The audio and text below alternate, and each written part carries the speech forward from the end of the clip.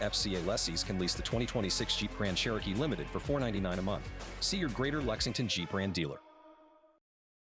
Now, live from Lexington Christian Academy, this is the Fox 56 eCampus.com Home Team Showcase.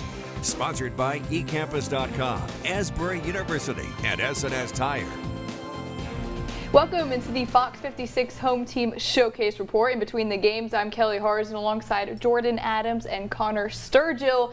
We're looking ahead to the 2026 season. Before that, let's take a look back at last year really quick. Jordan and Connor, major takeaways from the end of last year and this past offseason. I'll start. 61 openings for head coaches across the Bluegrass this past season, which is the most openings recorded in 48 years of Kentucky high school football. 11 of those are schools in our area. So I'm going to ask you, Jordan, what do you think is one of the biggest or most interesting hires out of those? I wouldn't say it's the biggest, but certainly the most interesting would be Joe Chirico going from George Rogers Clark in Winchester over to Montgomery County. Obviously not too far away, just down the road. They're big rivals. We've covered their games a couple of times these last couple of years. They've been our game of the week.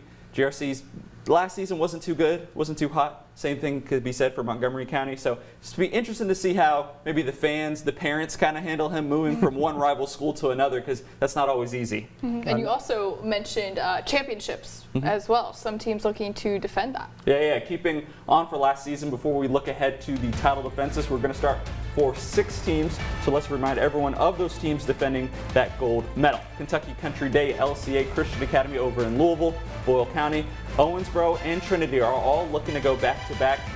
Which of these schools do you think has the best shot, Connor? The best shot to repeat, I'm going to go with Trinity. Louisville schools have run 6A really. Obviously, there's teams like Frederick Douglass, GRC, with their new head coach, Dane Darman, who came from Paris. They might try to throw themselves in there. But honestly, I think LCA is going to have the toughest one, because, I mean, you got teams like Belfry and Mayfield and Danville. They're trying to step up too. So LCA is going to have the toughest road ahead. Obviously, we've talked a lot about turnover. In most cases, you just can't avoid it. It is what it is. But it's all about how you respond to that. And one team I think is going to respond quite well is going to be Pulaski County, because the Maroons haven't lost a district game since the 2023 season. And while some may say there is a change at the head coaching position and things could be different, I would argue possibly not. It is Josh Roberts who is taking over at the helm. He's someone who's been a part of their program for a while now.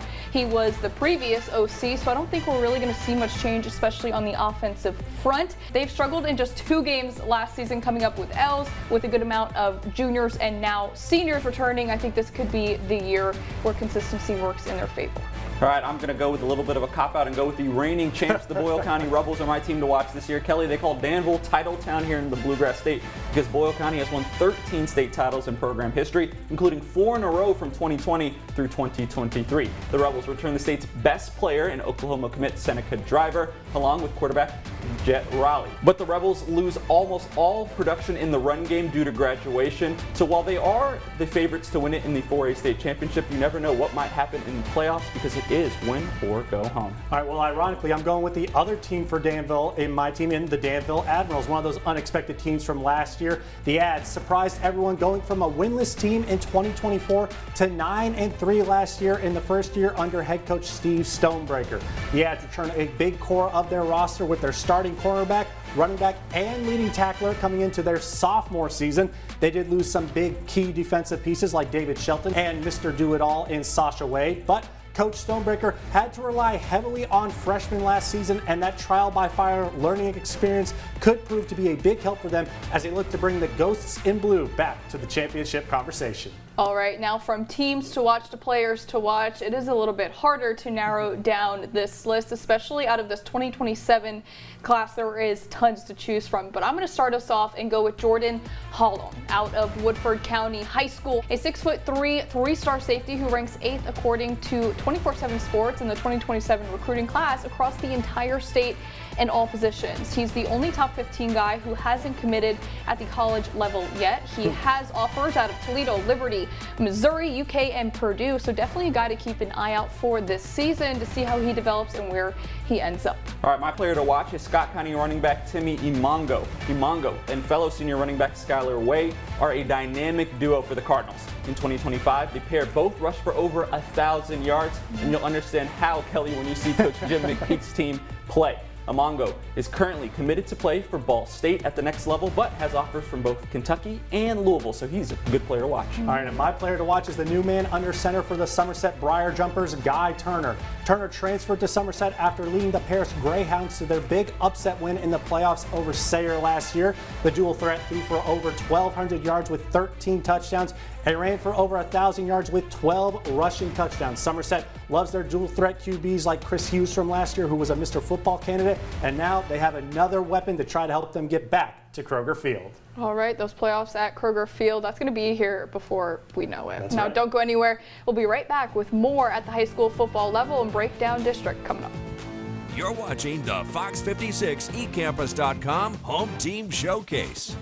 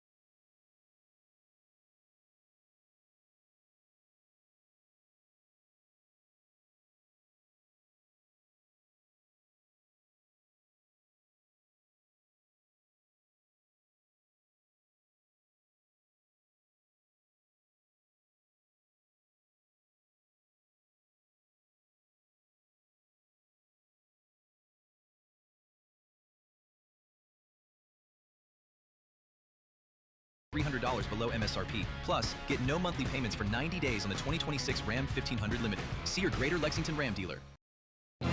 This is the Fox 56 eCampus.com Home Team Showcase. Welcome back to the Fox 56 Home Team Showcase show. In between the games, once again, Kelly Harsin, Jordan Adams, Connor Sturgill, and we now welcome in Troy Howell to talk more high school football. Thanks for joining us here today. It's good to be here today. I'm excited for high school football. All right, Troy, so we're going to get right into it, starting with 1A. We're going to talk about the Paris Greyhounds. They had probably the upset maybe of the playoffs. They beat the defending champions Sayre Spartans. They lost their head coach and their quarterback to the transfer portal. So, I mean, what do you think Paris could possibly do in this upcoming season in 1A? Well, I think it's 3 coaches in 3 years for Paris, so they've got to learn the new system. Their strength is going to be on the defensive line. I really think that they've got 2 guys returning that had over 40, ranked in the top 40 in the state in tackles per game. So I think that Paris is going to be really good at getting after the quarterback they're going to have to rely on their defense and try to get the ball out in space to their playmakers. But Paris is trending upward, so I think Paris can overcome that and maybe get past that second round hump like they didn't do last year. Okay. All right, now in 2A, the Somerset Briar Jumpers have always been a tough program that wins a lot of games. They made it all the way to the quarterfinals last year, but what do you think is the potential for the Briar Jumpers in 2026 with Kai Turner? Well, of course, 2A is loaded, as you know, so it all depends on the RPI during the season. Are they going to position themselves to be opposite some of the powerhouses like LCA? But I think that what Somerset's going to do is they are going to rely on the run game, and they're also going to use Guy Turner to come in there and get the ball to their playmakers in space. I think that that Somerset is going to rely also on their special teams. 58 of 58 on extra points last year. Okay. Really good on onside kicks as well. So I think Somerset's going to be good on special teams. A real kind of three phases of the game type of team with Coach Clevenger. Mm-hmm.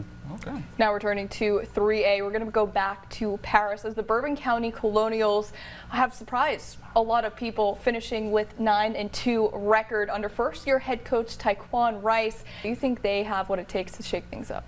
I think Bourbon County's now they've learned the system. The coach is there in his second year. So I think that Bourbon County is going to get the ball to their playmakers. The coach said he's going to rely on the speed of their wide receivers, get the ball out quick. And I think that Bourbon County has that bitter taste in their mouth after that loss to Russell. They really expect bigger things than that, and I think that Bourbon County is going to position themselves. As long as they're opposite Cal, I think they can make a deep run in 3A. 4A is a very top-heavy district with teams like Boyle, Franklin County, and Paducah, Tillman. Now, the Corbin Redhounds, you can't count them out quite yet, can you? What are your thoughts on them? Corbin last year impressed me more than anyone else in 4A other than Boyle County, because Corbin was the one team that could stand up to Boyle County in the playoffs. There was a controversial call. Don't bring up anything about a whistle. I was at that game. To a Corbin fan. Right. So there was a lot of confusion, I'm sure, in that game. But Corbin has guys, they got a transfer from Jeffersontown, and now they've got elite players at defensive line, linebacker, and defensive back.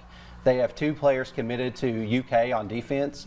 And, of course, Corbin likes to throw the ball around. So on offense, they're going to be pass-heavy with their quarterback Selmans. But I think defense is going to lead them to could even lead them to a championship, be able to maybe knock off Boyle County. Well, you kind of mentioned, do you think this could be the year Corbin finally gets over the hump that is Boyle County, because they've kind of been their thorn in their side the past couple of years? I think they've lost to them down to the wire 3 times in the last 5 or 6 years in the playoffs. It's hard to pick against Boyle County, but if anyone's going to do it, if I did have to pick an upset, I would pick Corbin this year. Okay. Going into 5A, 5A is kind of the Wild West, as I like to say. You never know who's going to win. Woodford County got all the way to the semis, lost to eventual state champ Owensboro. What do you think about the potential for the Yellow Jackets this year? Woodford County has 4 players ranked in the top 30 in the senior class, especially on defense. They've got guys committed to Louisville and to Eastern Kentucky. So I really think that Woodford County is going to be good this year. Coach Dennis Johnson has them ready to go. They really need to cut down on penalties. They need to play smart and play within themselves, because last year against Owensboro, they just could not stop the run at all. And so this year, they're going to have to do better against the run. But I think this is the year they can take that next step and maybe make it all the way to the finals. All right. Well, for 6A, it's been run by Louisville for quite some time, as we all know, with schools like Trinity on the top the past couple of years. But there is a school here in Lexington that is hoping to get their name thrown into that state title mix, and that, of course, is Frederick Douglass. What do you expect to see from the Broncos this year, and can they get back to those 2022 highs? Well, if anyone's going to do it, challenge them, it's going to be Frederick Douglass. If anyone out of Lexington can challenge a team like Trinity, who's nationally ranked, I do think that Dakari Talbert is a Mr. Football candidate. Agreed. Look for him to catch the ball out of the backfield, too, and not just run the ball. He's a dual threat. They have a couple guys on defense that are top 30 in the state. And their numbers are way up. So a lot of their guys don't have to play both ways. They can rest like in 6A. So I think they're in the mix. What do you think Douglas has to do to maybe beat those Louisville schools? Because they've played schools like DuPont and Male and Trinity, and they've kind of been on the bad side of those. So how can they close the gap and show that Lexington 6A can compete with Louisville 6A? Well, we've been at many of those games, and sometimes I look and I say that, the talent was right there, but too many turnovers. Too many penalties. If you're playing a team like Trinity, if you're playing a team like St. X, they've got to take care of the ball. No penalties at all, unless it's an aggressive type penalty where they're going for the ball. Protect the ball and stay disciplined. I think every coach would want you to say that to every team here in the state. Comes down to those nitty-gritty details. Well, Troy, thank you so much for joining us here today. A long season ahead, and we're going to see how everything shakes out beginning tonight. So don't go anywhere. Peyton and Krista join us with more. Welcome back to the Fox 56 eCampus.com Home Team Showcase. I'm Krista Spadaccini. And I'm Peyton Hinkle. You know what? Week after week, we love to kick off game day with you on Friday mornings and get the party started. It's a lot of fun, and we love to shine the spotlight on local schools and classrooms all across the Commonwealth. Home Team Friday night's kickoff is in our 8 o'clock hour in our morning newscast. It features the football team, the dance squads, the cheer team, the marching band, and of course, the rowdy student section. It's always a lot of fun, and we love, again, to get game day started on a right note, because there's nothing better than high school athletics, especially high school football in Kentucky. It's so much fun. We make a lot of memorable moments. Here's a look at some of them. Let's go, boys. Set, hike! 5:56 news at 8:30 starts right now. And we're getting hyped up here on the farm.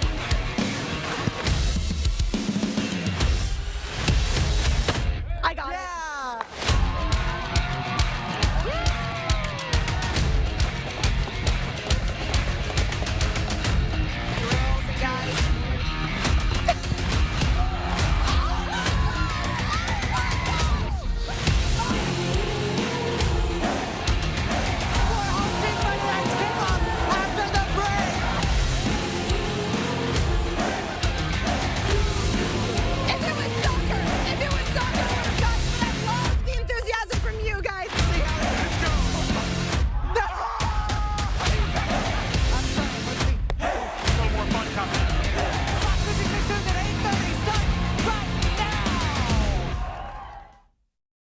The 2025 football season was a blast, and I'm super excited to see what this season brings. I know, and you and I started this several years ago, Home Team Friday Night's Kickoff. Then you got a little promotion and made it to the anchor desk, but you still try to come out a couple times a year. Oh, I have a blast every single chance that I get to be out on the football field with these high school teams, and of course, not just the high school football teams, but the dance squads, the cheer teams, the marching band, the student section. They go all out. And it really does take a little bit of everybody to get the energy in a stadium just like this one. Okay, let's talk about some of our favorite memories from the past several years of doing this. Do you have any that come to mind? I think my favorite memory is, and it's probably your favorite memory too, but when you kicked a field goal, everyone was just so shocked. Yeah, that's the word to use. And then to go off of that, then probably another one of my favorite moments is when I thought I could kick a field goal, and I ended up kicking the football into the soccer goal. You know what? There's always so many good memories, and there's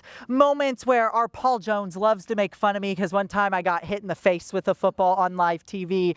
We just do a little bit of everything on this show, and I think that's what makes it so special. So many great memories. And it's okay if we don't look athletic, because it's truly special to highlight the athleticism that these high school football teams, cheer squads, dancing teams, all of them truly show on the field each and every week. You're watching the Fox 56 eCampus.com Home Team Showcase.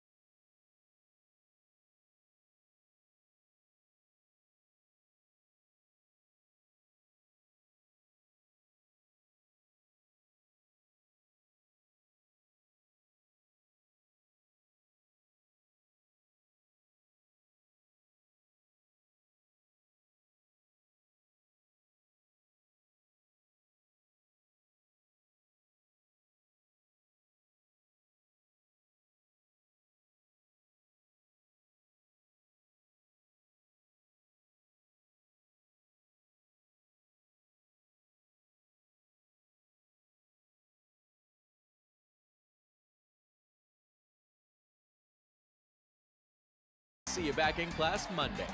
eCampus.com. Textbooks, easy, fast, cheap. Now, live from Lexington Christian Academy, this is the Fox 56 eCampus.com Home Team Showcase. Sponsored by eCampus.com, Asbury University, and S&S Tire. Welcome back to Home Team Friday Night Showcase. We're about to enter Game 2 of our doubleheader to kick off the 2026 season. I'm Kelly Harrison, joined by Paul Jones, and Andre Woodson is going to be joining us in just a little bit once the game gets going. But for Game 2, we have North Hardin taking on LCA. North Hardin looking for redemption here as they fell to LCA in the same exact matchup during this bowl game, during our showcase 41-21. What do they have to do to turn it around? Well, I guess they have to play a little bit better, but LCA is a very good opponent. Yeah. You know, the Eagles won the Class 2A state title. A little bit of a slow start for Oakley Watkins in his first year as the LCA head coach. 1-3, but didn't panic, turned things around, and played really well when it mattered the most. So this is a very experienced LCA team. Nash Whalen, I'm looking forward to seeing the quarterback, number 8. He came in this game a year ago because of injury and then ended up playing the rest of the season and led the Eagles to a state title. So he has a lot of weapons, including Tim Couch's son, Brady. Looking forward to seeing number 2 out there. A lot of weapons. It's going to be a fun game. Not to mention Nash. He did all that last year as a sophomore. He's only a junior this year, so he's only scratching the surface of what he can do not only this year but next year to come. But next year is going to be a whole monster in and of itself. Now North Hardin on the other side of the ball, they're coming in to Lexington as the visiting team. They're in a different situation than LCA is. LCA is returning a lot of guys who bring a lot of experience and a lot of veterans who come back to this program. North Hardin had a lot of turnover. So they're going to have a new quarterback, a new receiving core, as well as majority of its defense is going to be new as well. We're going to touch on all of those positions and all of those guys and all of their names, their stats, and what to look for not only this season, but of course tonight as well. Coming up in just a little bit once kickoff gets underway. But for now, we're going to send things down to Peyton, who joins us live with more from the fan section. Peyton. Today's Hype Cam is sponsored by Asbury University.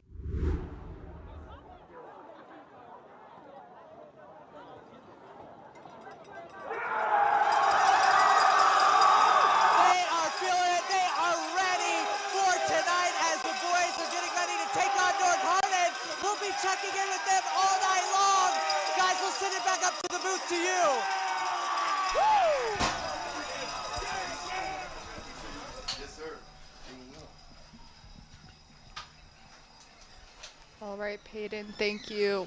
An exciting environment, to say the least. As Peyton said, we will continue to check them out as the game goes on. But for now, we're going to take a moment for the national anthem.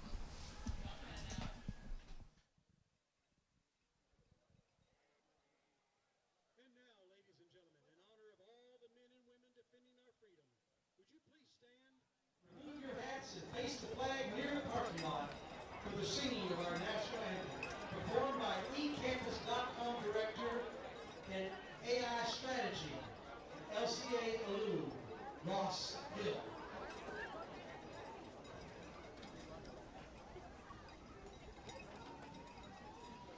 Oh, say, can you see my dawn's early light? What so proudly we hailed at the twilight's last gleaming, whose broad stripes and bright stars through the perilous fight, all the ramparts we watched were so gallantly streaming, and the rocket's red glare, the bomb drums bursting in air gave proof through the night that our flag was still there.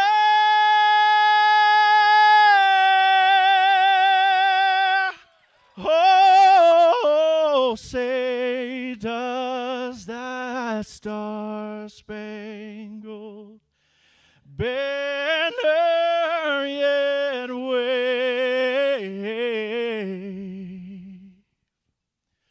o'er the land of the free and the home of the brave.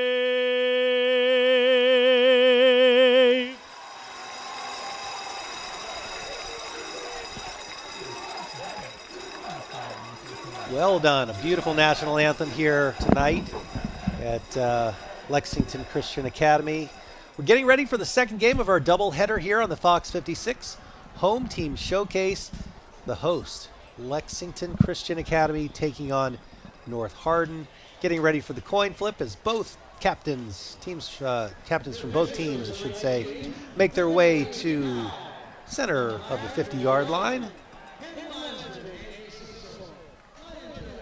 We will get an up-close look at this coin flip. You can see head coach Brent Thompson and Oakley Watkins shaking hands, also shaking hands with all the players that are on the captain's roster. Oakley Watkins, you see on the right of your screen, in his second season as the LCA head coach, and here is the coin flip.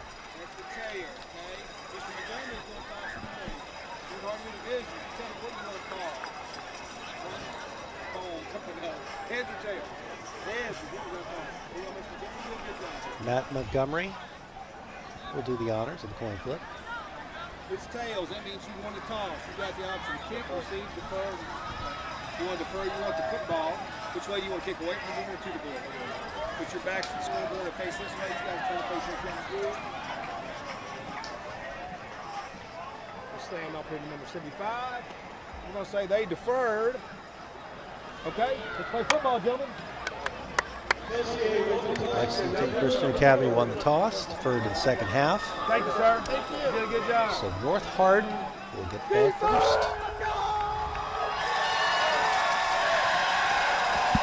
Andre, you need to make a promise that you will be strictly unbiased in your coverage of this game tonight. You North Hardin grad you. While that is relatively hard, I will do the best of my ability. Professional at its finest. That's huh? right. We know you can do it. What was your most fond memory of playing at North Hardin back in the day? Oh my goodness, fondest memory. We know it wasn't the D-line. Playing D-line. It's a great question. Well, I mean, that was the highlight of my career. I did get a sack, technically. Did you? I think I got 2 sacks, in fact. Not one, but yeah, 2 I mean, tallies. not to gloat or anything. I mean, I cut a couple of tackles, and Was it one of those Brett Favre sacks that gave Michael Strahan the record? You know, I came around the corner. The quarterback was trying to get away from me, and I managed to take him down. So, I mean, pretty legit on the defensive end as well. But no.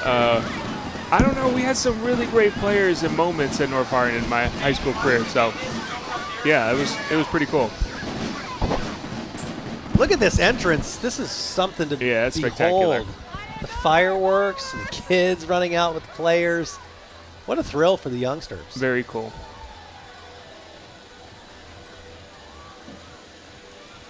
By the way, thanks to the fine folks in that yellow tent you see there on the left of your screen. Little food preparation that we were all able to run down and wolf down in our 15-minute break before this second game gets underway.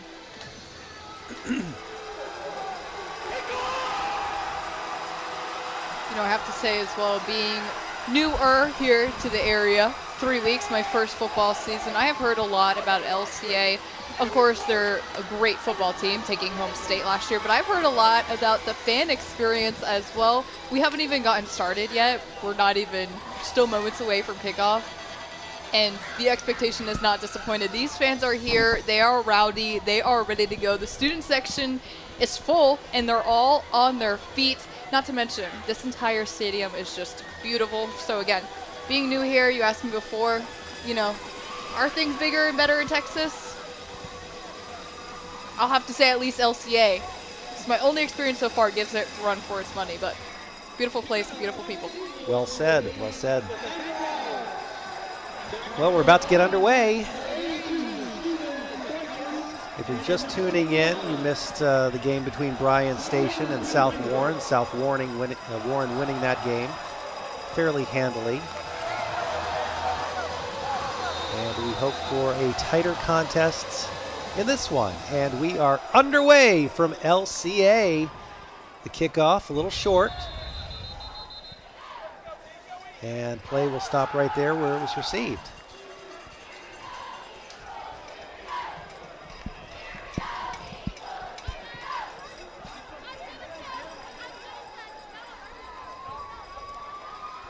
Connor Meredith will lead this North Hardin offense out from that huddle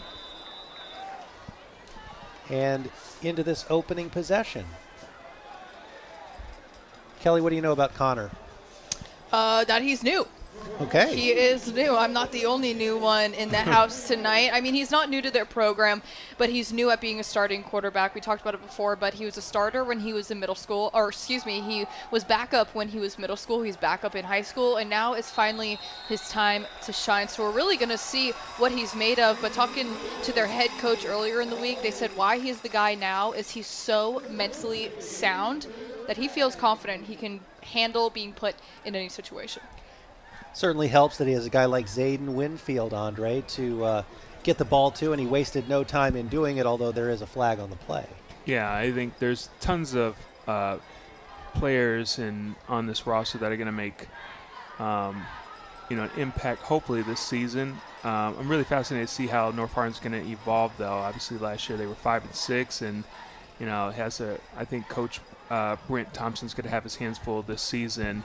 But there's going to be some new players, and the quarterback is one of those pieces. And hopefully he can get into a rhythm, establish himself, find his identity. He can be efficient with the ball, decision-making, and, they'll be able to really make a mark this season. But it's going to start with this first game. There's going to be mental flaws, mental errors. They'll make mistakes, but it's all about regrouping, trying to reestablish themselves, and really be proficient with the decision-making and ball management. This is another game where we have a head coach who's coaching not one son in this case, but two. We'll get more into that after this. Handoff up the middle. Nice. Decent chunk of yardage. That was Winfield again. Mentioned Brent Thompson. Coaches two of his sons on this football team. Caden, who's the kicker, and Carson, who's a wide receiver. So get ready to hear the name Thompson a lot throughout this evening. And the thing about North Hardin is they're going to be doing tempo offense. The thing I'm interested to see is how much are they going to try to rely on the passing of the quarterback, or are they going to be predominantly running? If they can get the quarterback into a flow and make these more manageables with third down, I think they're going to have a better chance of moving the chains and really sustain these drives. So that'll be interesting for me, this first series, how they just kind of get them into a rhythm. That was a completion to King Drake for minimal yardage. 3rd and 1 is what it sets up on this opening drive. And looks like, okay, so it's Meredith flanked by Zayden Winfield again. I think Winfield's getting it. And he does, but does he get the first down? Yes, he does. Kelly, Coach Thompson couldn't sing Zayden Winfield's praises enough, could he? No, he's someone that he's really high up on this season, especially with the departure of all-area Defensive Player of the Year, Cohen Campbell. Zayden is going to be someone to look out for on not only offense, but defense as well. This guy is the true athlete through and through. This is someone he's going to look to rely on heavily this season on both sides of the ball. Pass over the left side. And the LCA defense is ready for that one. I wouldn't be surprised to see, multiple screens, just real quick passes to get out of the quarterback's hands. You know, he's going to have to do a good job, Meredith, that is, to initially grab the football, snap it on the receiver, give him a chance in space to get up. And, but I like the decision-making of the offensive staff right now just to kind of, again, get him composed and start to see the field a little bit better. 2nd and 10. Meredith keeps it himself and has a lot of room to roam across midfield and into LCA territory. Great play. It's hard to tell if that was designed that way, if the quarterback just felt the pocket collapse and took off.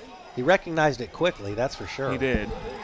And you know what, that's one of the strengths Coach said that he had, is that he can not only pass, but he is good and quick on his feet. He's mentally can just switch and run and be ready for anything based on how the play goes, despite how it was designed, of course. You know, Coach Thompson talked about Meredith's escapability in the pocket, and that was a perfect example of it right there. But we're going back. But we're going back, a flag on the play. Yeah, we had holding. Well, no wonder there was such a big hole. All right, that sets up 2nd and 20. Meredith gets down the sideline, picks up a nice chunk of yardage. Like the way he switched the ball from his right hand to his left. Did you notice that? Yeah, he's got some good wiggle to him. It's interesting already. Like there's, we've already seen about 5 different formations out of North Hardin. Some condensed looks, some 3x1s, 2x2s. They're certainly trying to stretch the LCA from sideline to sideline. Perhaps that's strategic. They're trying to exhaust them initially. We'll see if they continue to sustain that type of approach, but this is about an 18-yard gain, setting up a 3rd and 2. Very manageable here. And the gives to Winfield over the far side, has a little room on the right. Another great play. And comfortably into first down territory again. What I love about Winfield is the way he attacks the line of scrimmage. Right there, he's working laterally, so he's going from sideline to sideline. But any other plays when he's doing dive or sort of inside zone, you could tell he's very aggressive and he's moving forward even after contact. Super physical. There's the replay of that last run by Winfield. 1st and 10 from the LCA 48-yard line. Just over 2 minutes gone in this opening quarter of our second game of the home team showcase. Meredith again looking to throw but has no one open, so he keeps it himself. And he's showing off those legs, the escapability on display quite often here on this opening drive. He is. The one thing that's a little alarming right now is I don't know how well he's seeing the field because he had 2 options. The first hitch was open, and then also you have a couple players screaming down the middle of the field when he scrambled. One thing I want him to just do is kind of get comfortable seeing the field and making a decision and quickly releasing it. But right now he's getting those yaks. I mean, he's getting yards after he extends the pocket. So hopefully it's allowing them to continue to sustain this drive and get some and generate some points. That was a gain of 6, setting up a 2nd and 4. That's Winfield territory, and he looks like he has enough distance for another first down for North Hardin. Yeah, it's a great job by Winfield. Again, makes the first man miss, and then after he hits contact, he's still going forward. Winfield, I know this is cliche, but he looks like a football player. Yeah, he does. I mean, he really looks like a talented football player. 1st and 10 from the 36. Winfield stacked up. That's a good defensive play for LCA. Number 32 making the play. That's Thomas Sizemore, one of the guys that Coach Oakley Watkins singled out during our interview with him this week. Yeah, Sizemore, he does an excellent job reading the backfield, finding the lane, attacking the ball carrier at the line of scrimmage, soundly wrapping up and taking it backwards. That's a football player for you. Good job by Sizemore. 2nd and 11. That was a loss of 1. Here's Meredith. He's going to throw it again, or is he? Trying to use his legs again, buys some time, finally flings it, but overshoots his receiver on the far sideline.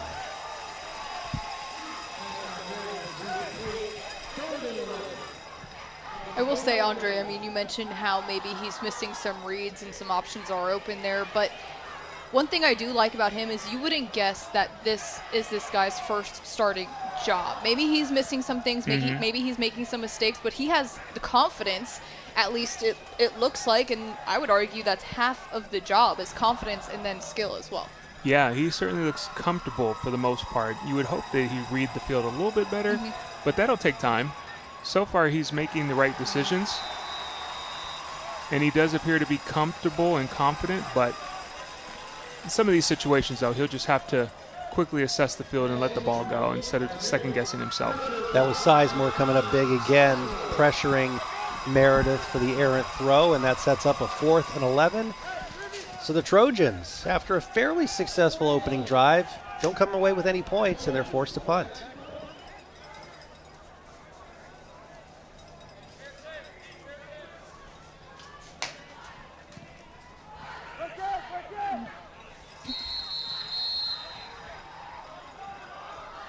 And the ball will be placed at the 15-yard line.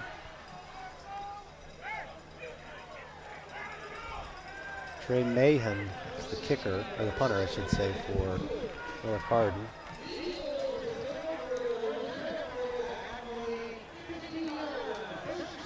LCA's first crack on offense tonight.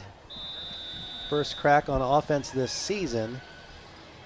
And we're going to see what Nash Whalen has up his sleeve. We saw a lot of great things from him a year ago during the home team showcase when he came on in relief for the injured starter.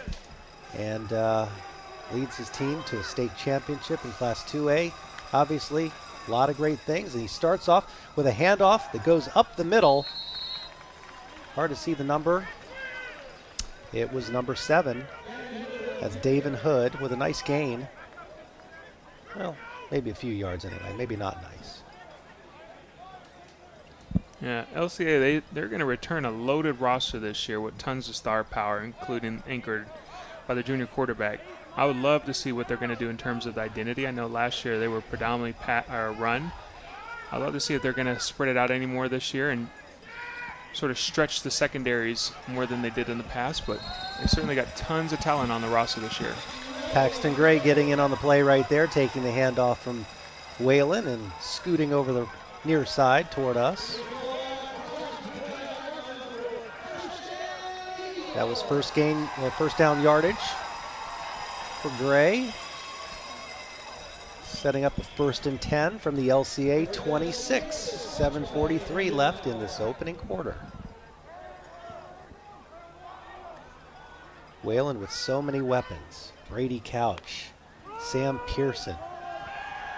He's looking for somebody right here down the sideline, and that is the aforementioned Sam Pearson, but incomplete. A good defensive stop right there by number 12 for North Hardin, Kahari Adams. On target, though, I mean, Andre, you just said that you wanted to see more of a pass option from this team. Is that what you were referring to? Yeah, I think so. I mean, you want to stretch the field. You want to make the secondary respect the pass game. I think the quarterback, Wellman, could potentially lead him more, but still, the fact that they're even, taking chances down the field, now you can see the secondary kind of backing up a little bit, but respecting them more. They're not stacking the box, but we'll see what ends up happening, because now what's that do? The next play, you're able to gouge him for another 8-9 yards. Whalen signals first down, but what he doesn't know is that there's a hanky behind him, and it's a flag against the Eagles.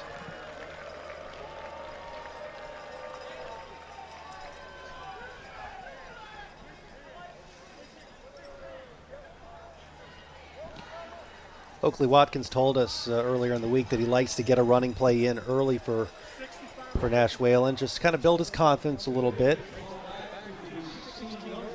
get him feeling the flow of the game.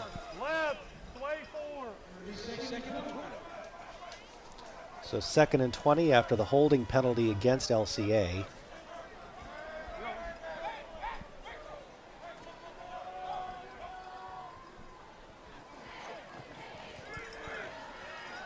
Whalen out into the flat. Nice little stiff arm.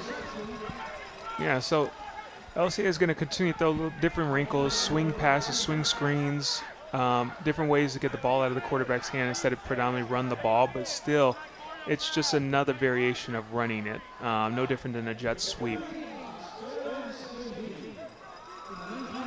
You may notice how North Hardin continues to stack the box. They're bringing the safety down lower. They're doing man-to-man. They're almost challenging them to put the ball in the air.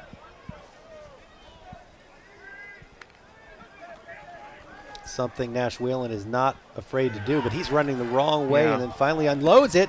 Oh, and then it was, oh. How was that not intercepted by Kahari Adams? That would have been a pick six Yeah. if he would have just got the fingertip more on that. That was going to go to the house. It's almost like it was too easy. Now, if you watch the replay, the thing that's is super intriguing to me, the quarterback, you could tell he's very hesitant. He does not feel comfortable with pressure. He doesn't read the progression at all. He doesn't understand maybe where his cues are, and by hesitant right there, he's now chancing it. So I'm curious if North Hardin's going to start to apply more pressure on the quarterback just to get him uncomfortable and making really fast decisions. That set up a punt situation. Nice bounce there for the Eagles. And the ball finally is downed at the 41-yard line of North Hardin. Makes you wonder if, as Nash Whalen made his way to the sideline, if one of the coaches didn't come over to him and say, hey, next time you throw the ball away, throw it away. Really throw it away. Yeah, you can see former University of Kentucky quarterback Morgan Newton over here talking to him, probably reinforcing that. Make better decisions when you try to throw it away instead of, short-arming it on the sideline. That could potentially result in a pick six. But I think the quarterback understood that. He's probably under duress and just toss it up there thinking he could get it to the sideline. Mm-hmm. So neither team on the board yet as North Hardin takes its second offensive possession. Connor Meredith flings it out into the flat to Mackay White, and White is shifty, picks up about 9 yards. Yeah, again, another condensed look bunch to the field, do a screen out of that. So they're giving variations of screen looks just so the comfortable can get into a rhythm.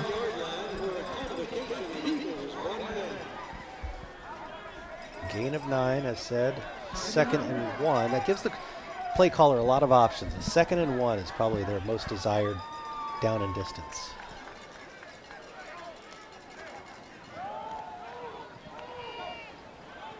Nothing too crazy there. The handoff to Winfield, and I don't know if he got the first down.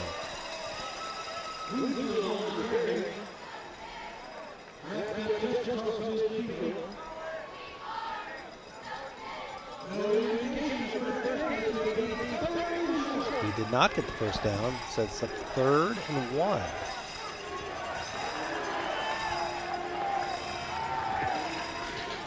This could be Thomas Sizemore time. A talented linebacker for LCA. He's made a couple of big plays already in this game. Hard charger. Watch out for number 32. I wouldn't be surprised if he shoots a gap right here. Wow. Looks like first. Yep. He needed 1. I think he got 2. That was close. Tough run. Aiden Lyons trying his best to stop Winfield short of the first, but couldn't quite do it. And those chains across the far side are moving. Good job by Lyons. It was just too short to go down in distance and hard to stop. 1 yard needed. So a fresh set of downs for the Trojans. And Meredith flings it over the... That's great. Sort of a short slant pass. The difference in that pass versus the other ones, the quarterback was super assured of himself, took the chance, saw the window, let it loose. The other ones, he kind of double guessed, saw a little bit of disruption, was hesitant, didn't let the ball loose. Therefore, had to extend the play and scramble and try to make a play on his feet. Right now, he gives his offense a chance. It's 2nd and 5, 2nd and 4. Stephen Boykin's first catch of the night. Meredith again. He's fast, man. He is quick. And I think he knows it, and he makes a quick decision to take advantage of that. Not shy at all. And now you got a short and manageable situation, 3rd and 2. Coach can kind of just open up the playbook and make a decision what he feels like is going to be in the best interest of his personnel to move the chains. When you have a back like Winfield, you have so many options because he's the likely guy to get it, but could be a good decoy too. I think they're going to Winfield now. And right now they're going cover 0, so don't be surprised if they take a shot down the field either. Nope. Oh, he fumbled. Fumbled the football. Meredith tried to pounce on it as quickly as he could. He may have gotten it. I think he did. But nonetheless, it's a victory for LCA because that brings up 4th down and 2, and the punter's back on the Trojans. No doubt. Let's see if Winfield was going to get the first down. Hard to say whether he would have gotten it or not, but you definitely can't get it if you don't have the pigskin. And it was not Meredith who got the ball back. It was one of the big boys up front. 59. Great job to the offensive lineman. Just awareness. Recognized the football was on the feet, on the ground. Dove after it. Recovered it. Andre, I bet you're curious tonight to get a good look at Conrad Hart. He's the LCA tight end who has committed to the University of Kentucky. Yeah, apparently he's got a phenomenal frame and has all the intangibles to be super good. The coach staff this morning, I was at the practice, was raving about him. They think the world of him. They think he's going to be a really excellent player for them. So can't wait to see him get some touches and make an impact on his game as well. He wears number 14 for the Eagles. 6'5", 235 pounds. It's impressive. That's a big kid. All right, here's the Trojans punt. On 4th and 3, would they fake it? Well, they're going to catch the ball first, and they did. LCA picks it up. And whether the Eagles recovered it or not, the ball is going to be at midfield. Great field position for LCA after the botched play by the punter.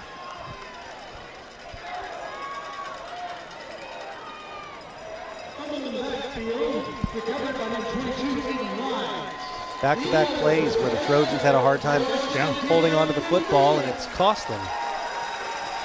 Do you think he was going to do something different here? I think he was going to punt it. I think he took his eyes off the ball.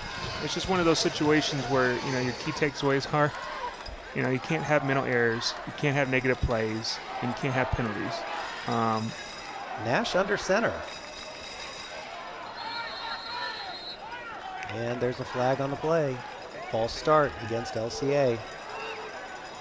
They weren't used to having him under center. No, both teams right now look a little sloppy.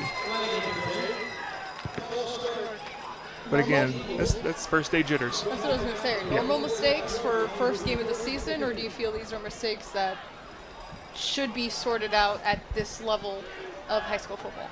Yeah, I think the first game of the season, you always inevitably get these type of jitters, these mental mistakes, errors, penalties. I think as the game progresses and the players relax and get more comfortable with the flow, you'll probably see a lot of those nuances disappear. Whalen using his feet over the right side, has a little room, gets about 5 yards back, perhaps. Oakley Watkins said that he's really not concerned with the early part of the season. You know, he wants his team to be peaking at the end. He knows that it's a process, and I don't think he gets too worked up if things aren't going perfectly right out of the gate. He knows that there's still time to work it out, just as they did last year. 2nd and 5. Whalen fakes the pitch to Pearson, then throws it downfield, but nobody there except a defender. That's number 22 for North Hardin, Ty Quaid, with the interception. But will it stand? There is a flag on the play.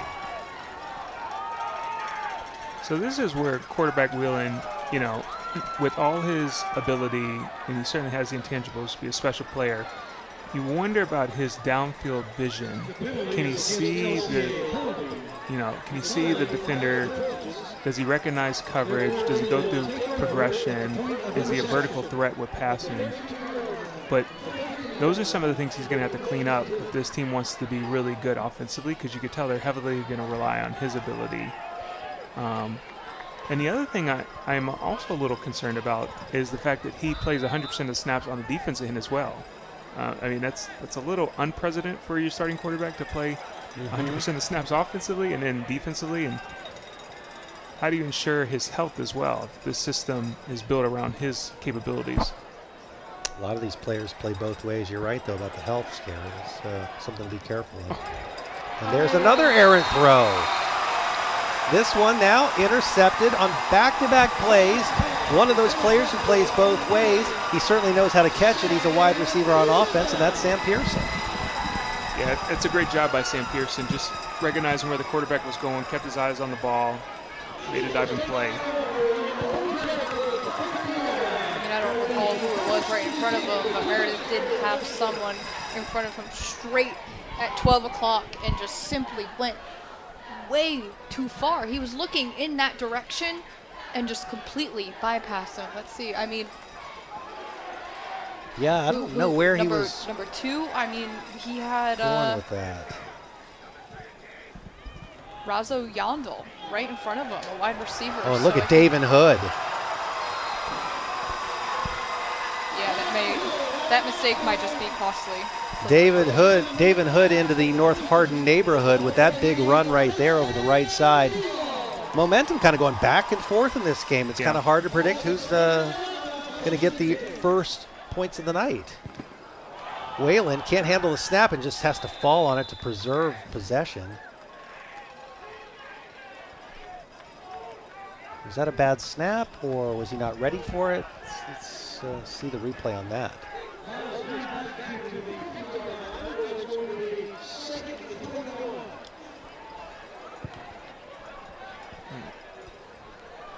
All right, we'll check back in for that replay possibly in just a little bit. We're going to send things down to Connor, who's on LCA's sideline to talk defense. Connor. Yeah, guys, here on the LCA sideline, it's a little bit of frustration on the defensive side. They're trying to figure out how they can get more pressure on quarterback Connor Meredith while bringing him down. His legs causing a problem for them. And then on the offensive side, I've seen head coach Oakley Watkins and quarterback Nash Whalen having some long conversations about what Nash is seeing out there to kind of better help this offense get going as they are trying to punch it in. Back to you in the booth.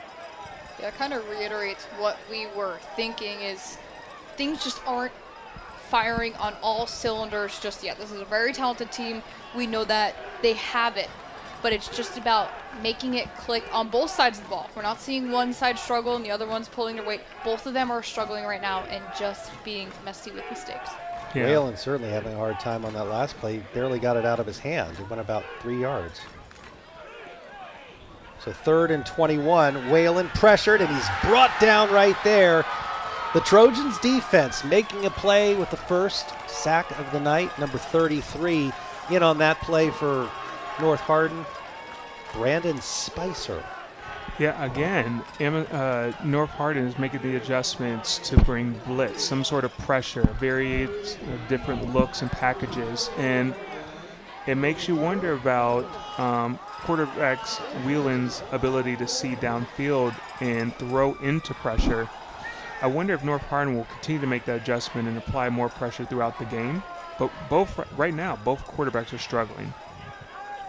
If you're into punters, this game is for you. There's Sam Pearson, who's the punter this year for LCA. After a wholesale changes a year ago, players lost to graduation for the Eagles, so they've had to put Pearson in as the punter, and also Brandon Shackleton, he's now kicking, and Nathaniel Walls, the senior, is doing the long snapping. They've all had to kind of learn on the fly, learn quick, but Pearson is such a good athlete that it's going to be relatively easy for him to make that transition. And Coach Watkins was saying Nathaniel Walls has taken a long snapping like a duck to water. I mean, he is really, really picking this thing up. If I'm the quarterback coach right now for either one of these quarterbacks, I'm trying to sit them down, calm them, reassure them everything's going to be fine. Right now you could tell they're a little jumpy. They're a little jumpy, uncomposed. Ooh, hard hit after he reached the sideline. There is another flag on the play, and that'll bring things back once again. Another holding call against North Hardin. They're their own worst enemies at this point. I mean, both of these programs, they are just take one step forward, 2 back. Really sloppy first quarter performance on both ends. The one thing I can say about LCA, though, offensively, in terms of running, they've been able to establish the line of scrimmage, and they've got tons of vertical movement from their offensive line, so they have built some sort of cohesiveness and have been able to rely on that. The bad part is they're just not sustaining drives. 1st and 20 now. Meredith pump fake, then fires deep. Nobody underneath it, but there is a flag on the play, and that looks like it'll be perhaps a pass interference call against LCA. The intended target was number 82, Tristan Davis, but he may have been held up. Yep. Yeah. Blatant pass interference. I still think if he doesn't grab him, by the trajectory of the football, I think the quarterback overthrows him. So, it's a situation where both quarterbacks just have to relax a little bit. I agree with you completely about the overthrow. It looked like it was way overthrown. Big break for North Hardin right there. Jeremiah Burbage, another one of those players who plays both ways, in on that play, whistled for or flagged for the penalty. And they're doing a lot of walking downfield. That's one way to handle a 2nd and 20. Yeah. Well, now they're moving backwards.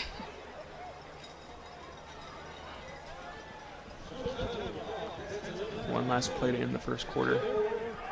Yeah, I believe they'll throw 2 seconds back up on the clock.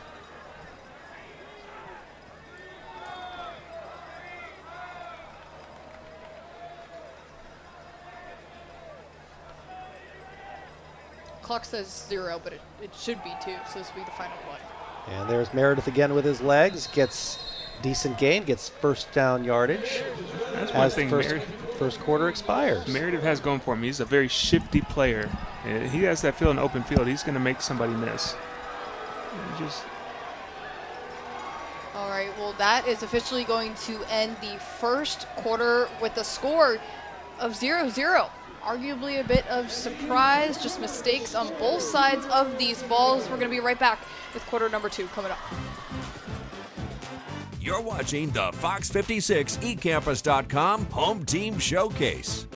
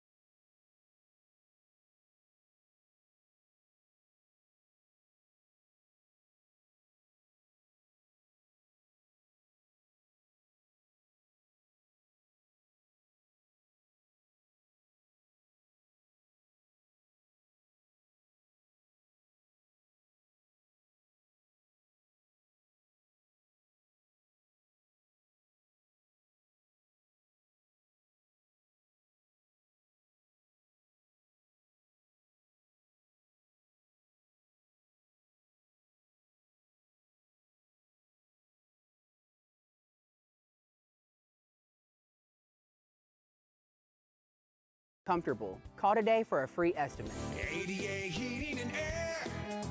ADA is on the way. Back, quarter number 2 about to get underway. A scoreless game here, North Hardin versus LCA, and this LCA crowd hoping that this energy translates to the field and the Eagles find the end zone and put up some points.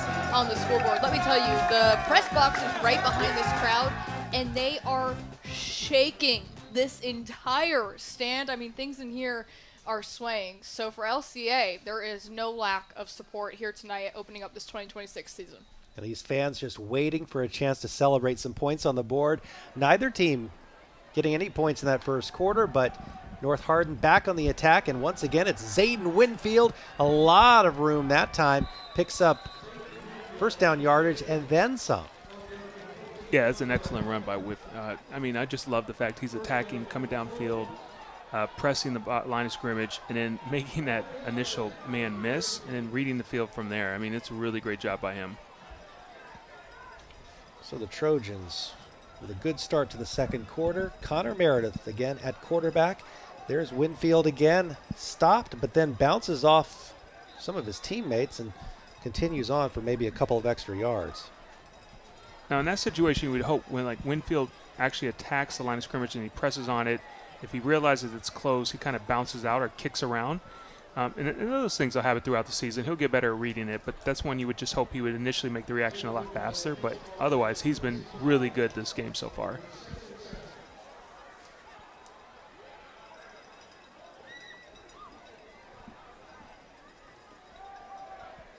Meredith rolling, keeps it himself again with his legs, and then coughs up the football. Who has it?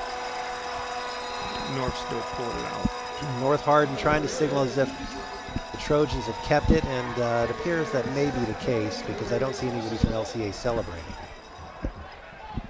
I mean, it's great that Meredith can run. It shows his just willingness to do whatever he needs to do to get a gain and show off his athleticism. But if he's going to run like that, he's going to learn how to slide, because I think that's why it popped out, is he's not getting down fast enough. As we watch Winfield try the left side, we notice the yellow hanky more so than anything, and another flag on the play.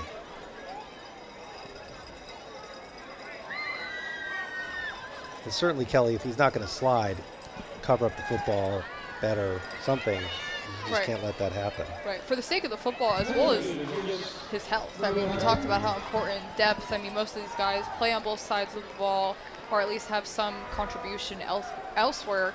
It's not about protect the ball, protect yourself and slide and get down.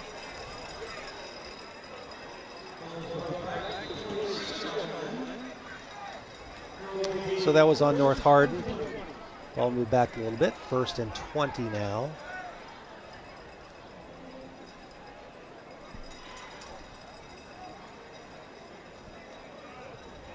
Watching this matchup between Jeremiah Burbage and Makai White.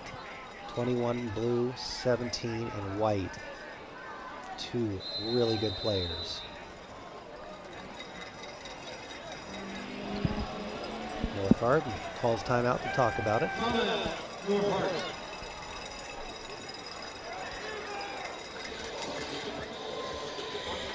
All right, well, while we're in this timeout, we're going to check in with our very own Jordan Adams, who's going to join us about what we have talked about primarily during this first quarter and first 2 minutes of the second quarter, the issues at quarterback. Jordan.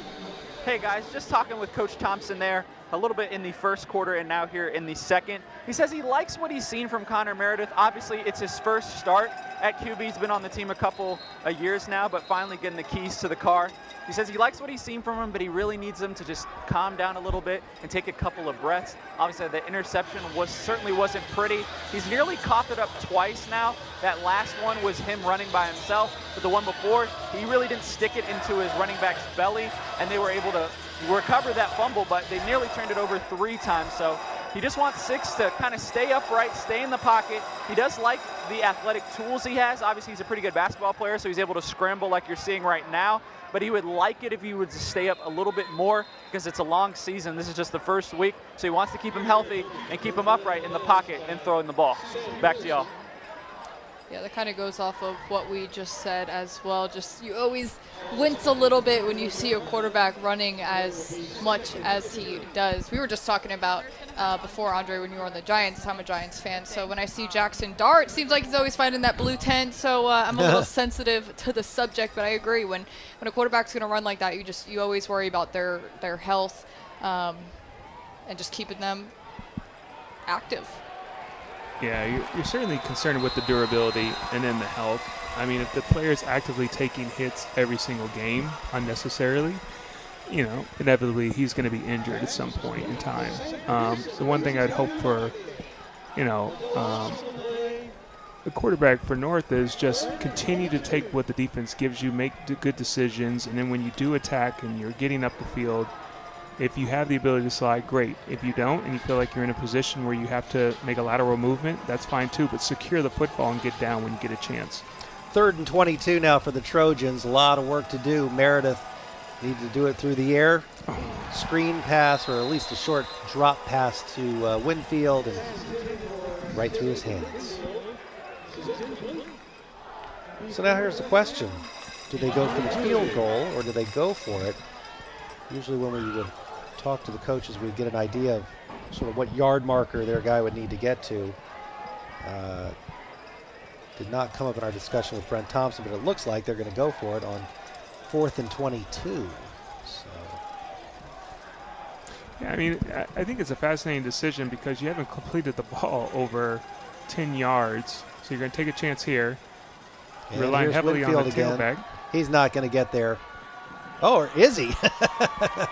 Great job. Corner. But he did not pick up the first down, so the LCA defense gets off the field. I mean, he's really impressive to me. He has the ability to capture the edge. He's got really quick turkey feet. I think he's one of those players that has, the ability to be super versatile. I don't know how great of a catcher he is. I mean, he missed one pass, but overall, he's done some really fantastic things for this team. I'd imagine he's going to be a huge highlight moving forward this season. Yeah, I think you're right. Probably before this game's over. LCA takes over at its own 10-yard line. Nash Whalen still at quarterback. Keeps the ball, heads over the right side, has a lot of room. It's down across the 20-yard line for a first down for the Eagles. And see, that's where Nash Whelan is special. Right there. Get him on the edge, do some misdirection, some option, allow him to use his legs and be a force. I mean, passing-wise, you got to find intermediate passes where he can be comfortable making a couple of dinks, dunks, some screens, and then obviously be a vertical threat as well, but ultimately it's his legs. Hand off to Davin Hood again. Nowhere to go. I remember a year ago when Nash Whalen came in to the game, he made some nice throws. So I know he's capable of it, but we're not seeing a lot of signs of it early on in this game. He has tons of weapons, too. He certainly does.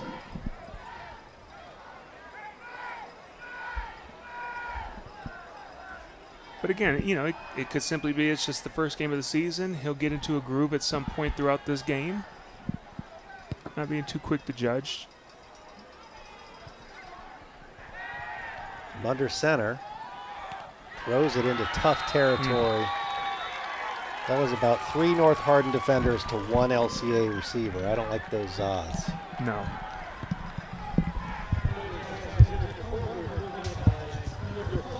Cam Hike with the pass breakup.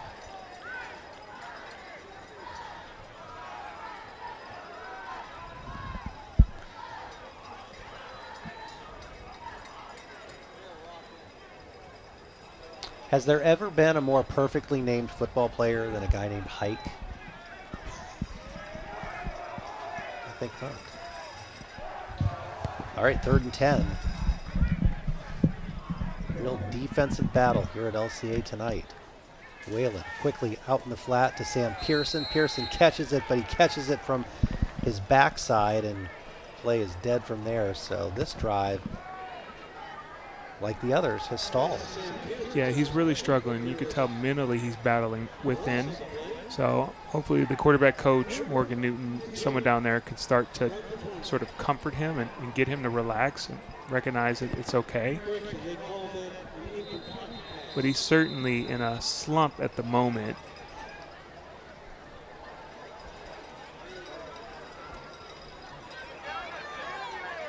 Just needs to take a seat, regroup.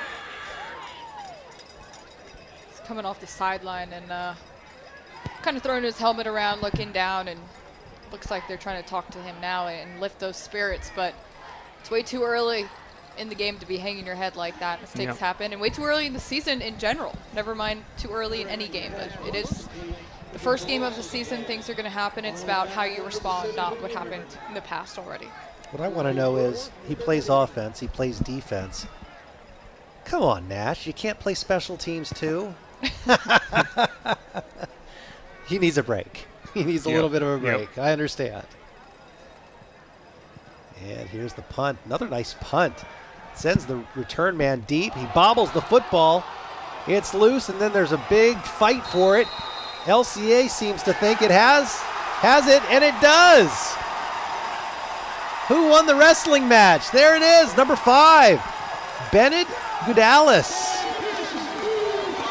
Now, I don't want to jinx it, but the way Waylon just got off of that bench, he looked like he had a newfound pep in his step, like, hey, my defense just did that for me. I'm going to come out here and perform. I think, knock on wood, this could be a drive where we either find the end zone for 6 or they're going to put one through the uprights for 3. But Waylon looked different when his defense, or special teams, I suppose, came up and just got him the ball right back into his hands. Credit Sam Pearson. That was a great punt.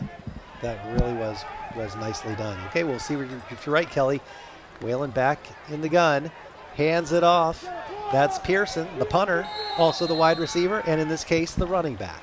Man, it's such a huge momentum swing right there, and for North Hardin to respond with that type of play defensively, I mean, that's a big statement. But LCA, they're certainly in a great position right now to generate some points. I'm curious what type of plays they're going to drum up. So, but North Hardin's got to be strong right here.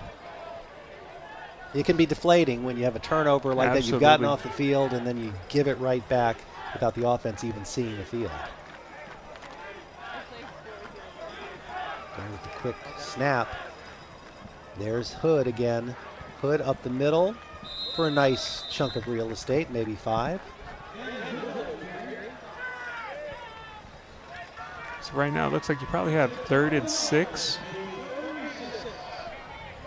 You called it. Yep, 3rd and 6 with 6:06 on the clock. So it begs the question, what type of scheme are they going to put together? Are they going to rely on the quarterback to run it? So maybe some misdirection, some counter, boot, or are they going to do RPO or some intermediate routes? I don't know if they're going to take a shot downfield. So, well, they may be. It's short pass. Ooh, wow. What a play defensively. Paxton Gray definitely took a licking right there and well short of the first down. It's an excellent read by the safety. He's actually backside, comes across with the motion, drives down and makes an excellent tackle in the field. Yeah, he saw that coming a mile away.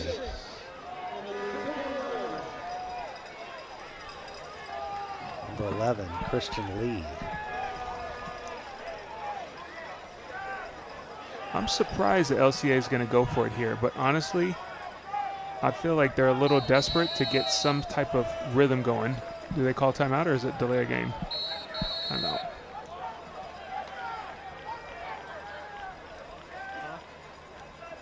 North Hardin's throwing a lot of energy over there on the defensive side of the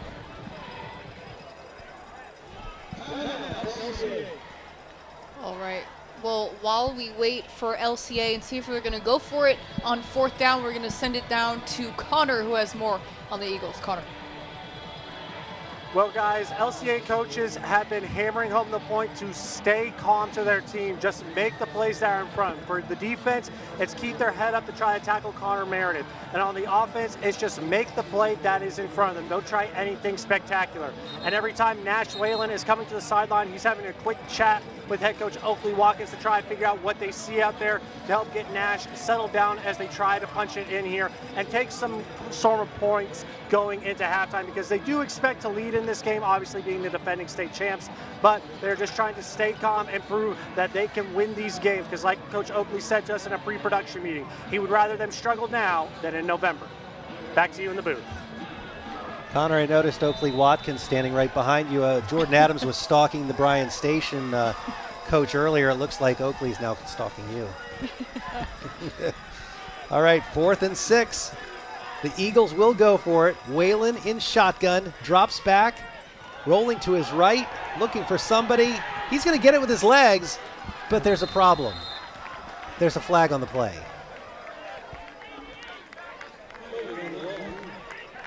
Yeah, that was interesting because the referee who had the best angle at that hold actually swallowed his flag, and then the backside judge, the one who was also at a pretty sharp angle at it, is the one who threw the flag.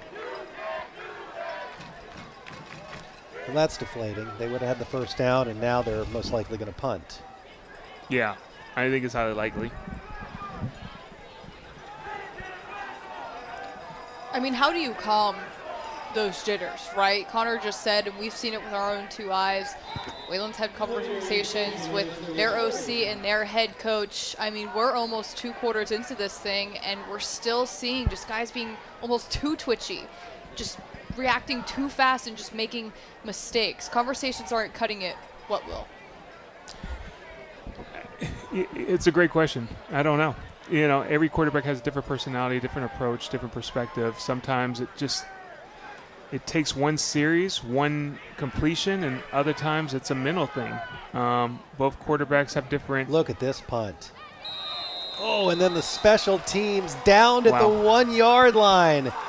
That was fantastic. That was Sam Pearson again. I didn't see who downed the ball, but kudos to him for hustling down there. This has been a defensive highlight and special teams highlight game so far. We've had multiple interceptions. We've seen LCA special teams come away with 2 pretty good plays. Of course, we had the fumble recovery, and then, I mean, that was great fielding position. So on those side of the balls, they look great. But now we just need offense on both sides to step up, and we'd have 2 really sharp-looking teams on our hands tonight.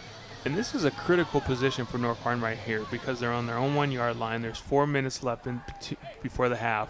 They really need to protect the football right here. It'll be up to Meredith to do it. Loose football on cue, Andre. So much for protecting the football, but Meredith did get it back. I mean, it would be ironic if that was their first points of the night, would it not? Yeah, I'm almost tempted to say just let the clock milk away. I think that's what they're doing. I mean, you're not going to establish much at this point. They're not able to snap the ball. They're not in much of a rhythm.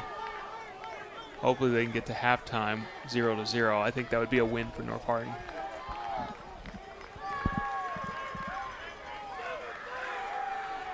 Second and 10 from the 1. They are going to pass it. And Meredith unloads it off the hands, though, of his wide receiver, number 3, Stephen Boykins. You know, in that situation, you'd hope the receiver will come down with that, but it is a difficult catch for him. I mean, he's fully stretched out. DB's hitting him in the back almost simultaneously. So you don't blame him for dropping it. It's not the easiest catch. But those are ones you hope the receiver just kind of bails the quarterback out to get him going. All right, in the own end zone, 3rd and 10 now. Go with a safe play, hand it off to Winfield, and then just cue the punter. Like you said, don't make any major mistake at this point. But there's still a lot of time on the clock where LCA is going to get pretty good field position and have a chance to maybe get some points on the board before they head to the locker room. I'm surprised LCA is not calling a timeout right now. I mean, preserve as much time as you can since you're likely going to run the ball. Valid point. Yeah. And North Hardin not in any hurry to snap it. Looks like LCA is playing for the return. But there won't be one. All right, 3:05 left before halftime. LCA is going to take over inside North Hardin territory at the 39-yard line.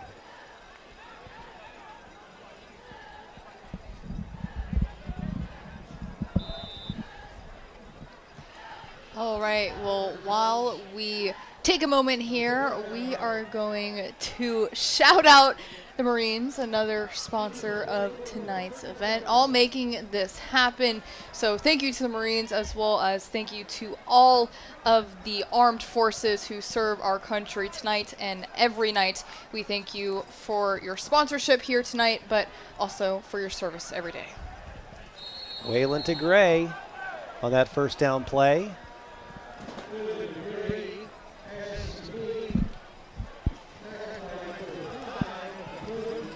Clock is stopped at the moment, 2:57.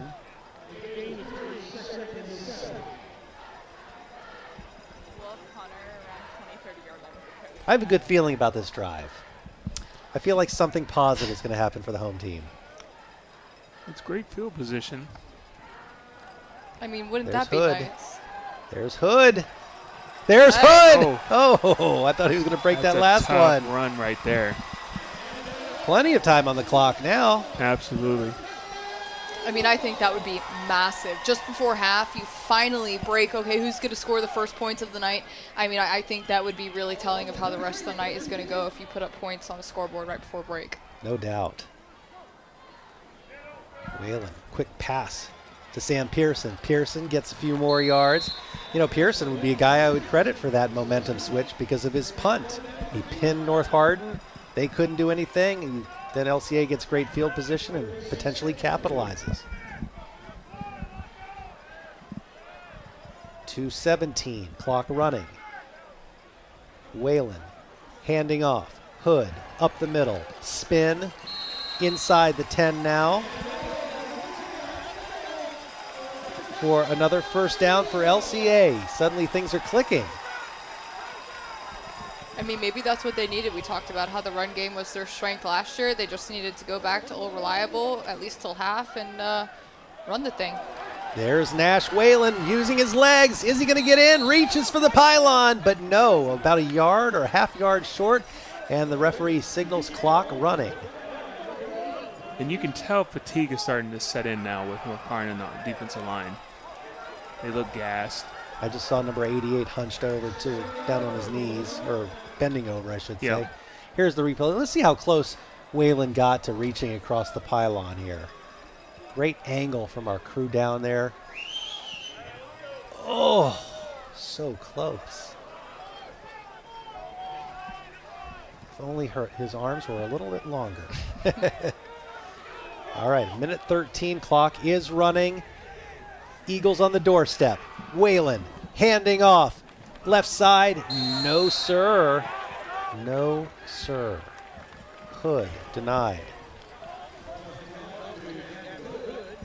You know, if I'm North, I'm almost letting this milk down to 30 seconds and then calling a timeout so your defense can regroup and really get the energy to play this last down, which that might be what LAC's doing. Have you ever thought about coaching? That's a pretty good strategy. Yeah. I like that. Clearly your defense is gassed. They need some more oxygen. Just call timeout right here. You already milked it down to 10 seconds, less than 10 seconds. Not going to do it. 3rd and 4. Waylon at the 4. He'll keep it himself. Left side. Finds his way into the end zone for the touchdown. Our first points of the night from Nash Waylon. And LCA's on the board. Great play design. Almost 24 minutes of game time and we have our first points of the evening. It's a lot more exciting that way. And look at the fireworks. I was love going to it. say, exciting to begin with, and fireworks. So the excitement. It's fantastic. It's the 4th of July at LCA. I love it. All right, in for a try for the extra point is Brandon Shackleton. Walls with the hold, and Shackleton puts it through. So with 18 seconds to go before halftime, somebody has scored. LCA leads 7-0 over North Hardin. We'll see if this continues for the Eagles now that they seem to have hit their stride. Yeah, you could definitely feel a swing of momentum right there at the end. Nice drive, nice execution, really good concepts.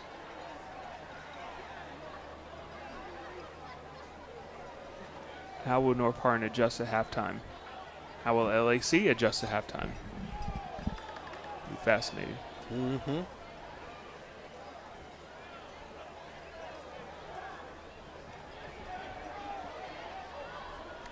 It's amazing, too. You see a lot of instances like this where a team's having a hard time making anything happen, and then a couple of things go right, and then it's almost like it snowballs.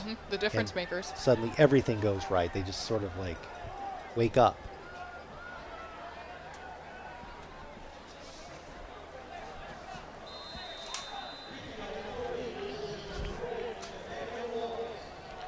Daniel Walls with the kickoff. Drops it at about the 22-yard line. Winfield will field it and then cut up field, trying for something before the clock runs out.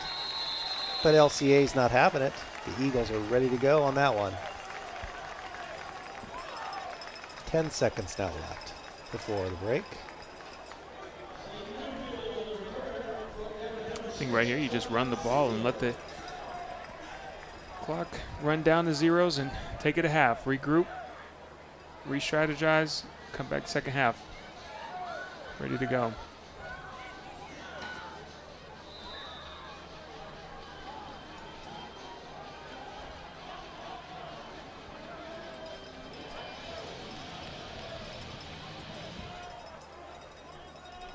Ten seconds left, most likely just a running play for Winfield, and that's what it is. He fumbles the football, though, and LCA recovers with 6 seconds to go before the break. I mean, this is... Aiden Lyons pouncing on it. You just said sometimes you finally get a couple things to go your way, and then it snowballs. Well, I would call that a snowball, and that's another thing going in LCA's favor. All right, here's the question for you. What do?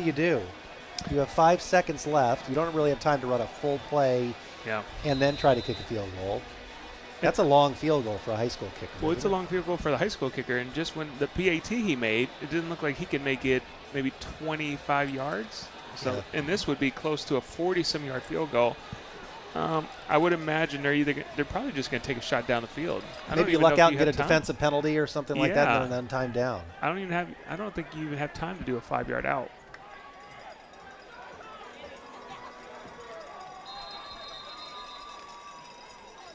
Delay a game.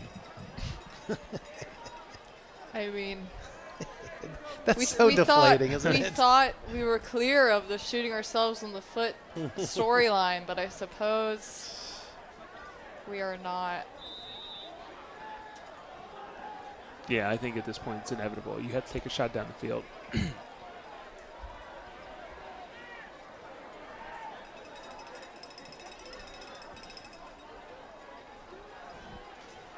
Three wide receivers, top of your screen. Whalen buying a little time. He's going to throw it into the end zone and see what happens. Oh, and he caught it. And it's caught for a touchdown. Oh, my God. What a turn of events. Dawson Farmer with the touchdown grab, and the clock is on 0. I mean.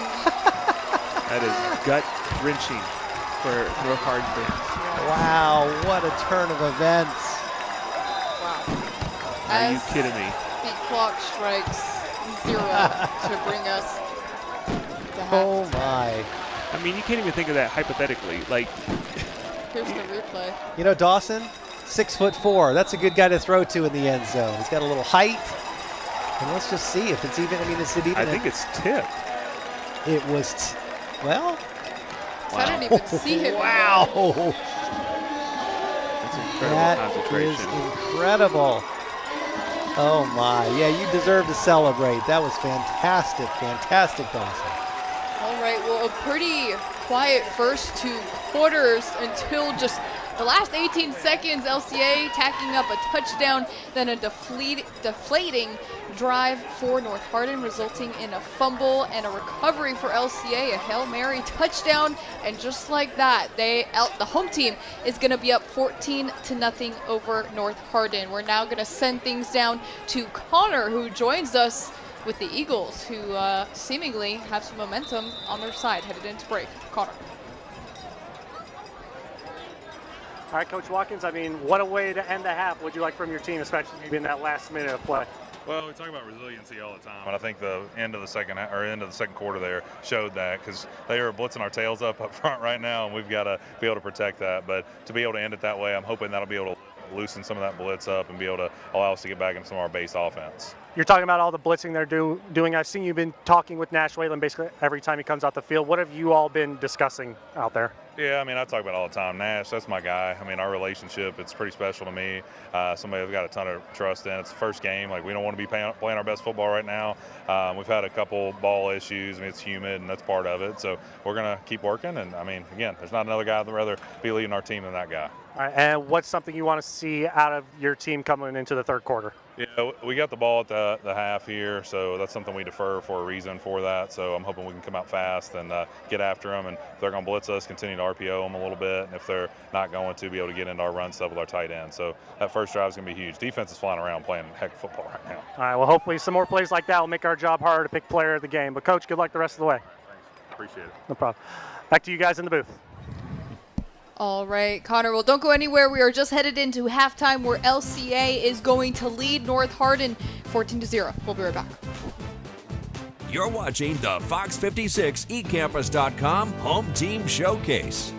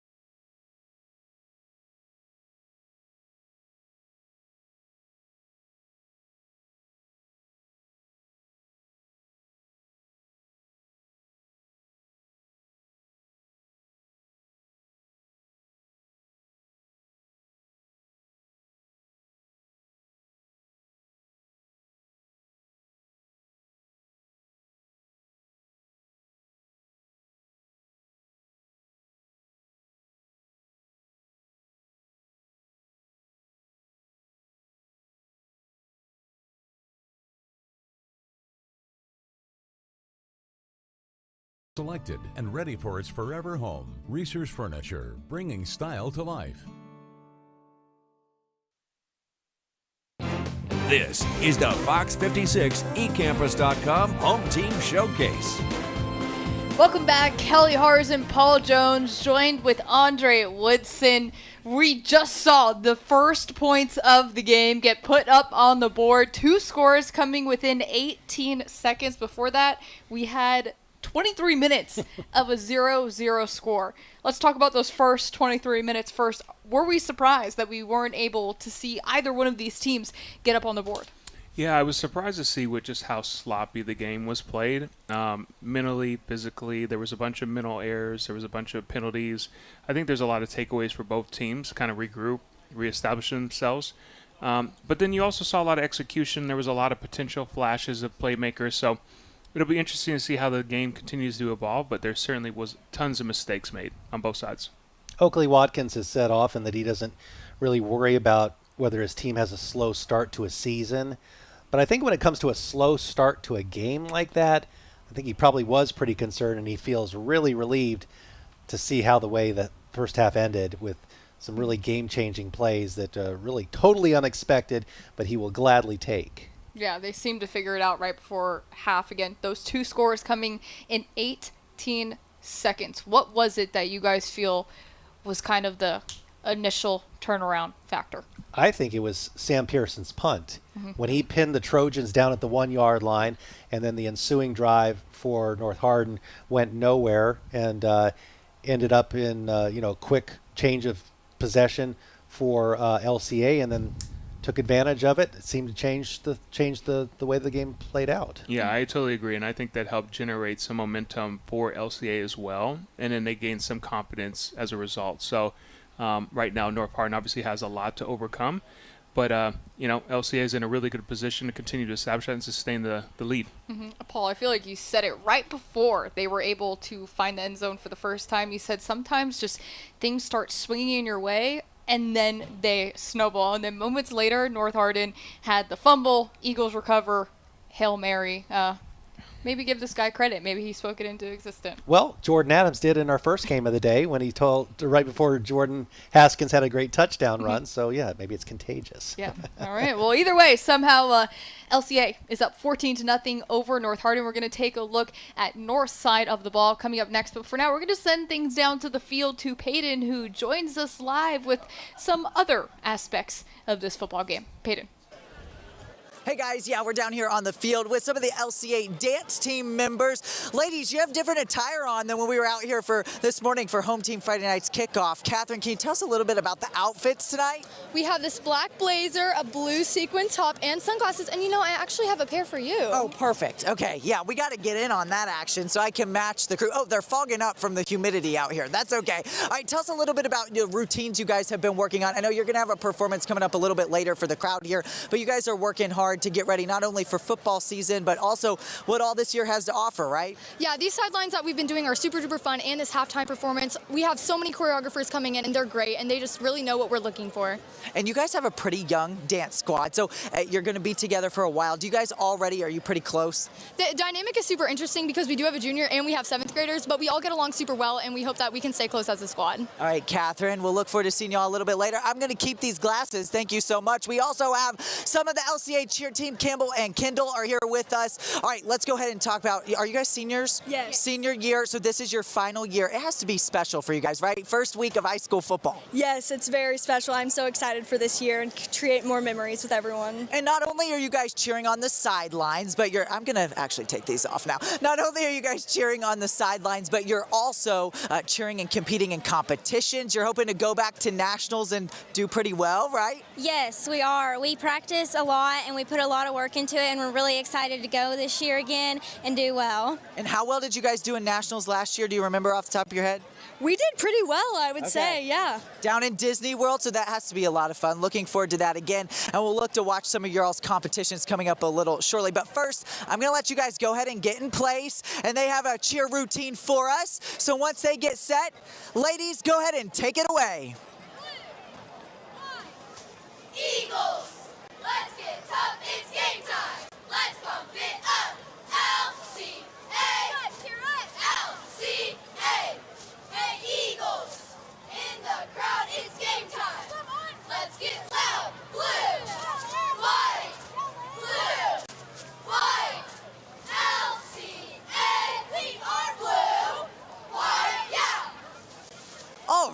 think that's pretty awesome. And you know what? They've been getting the crowd pepped up all day long. And guys, I'm going to have to send some sunglasses up to the booth so we can all match the dance team. I'll send it back up to you all.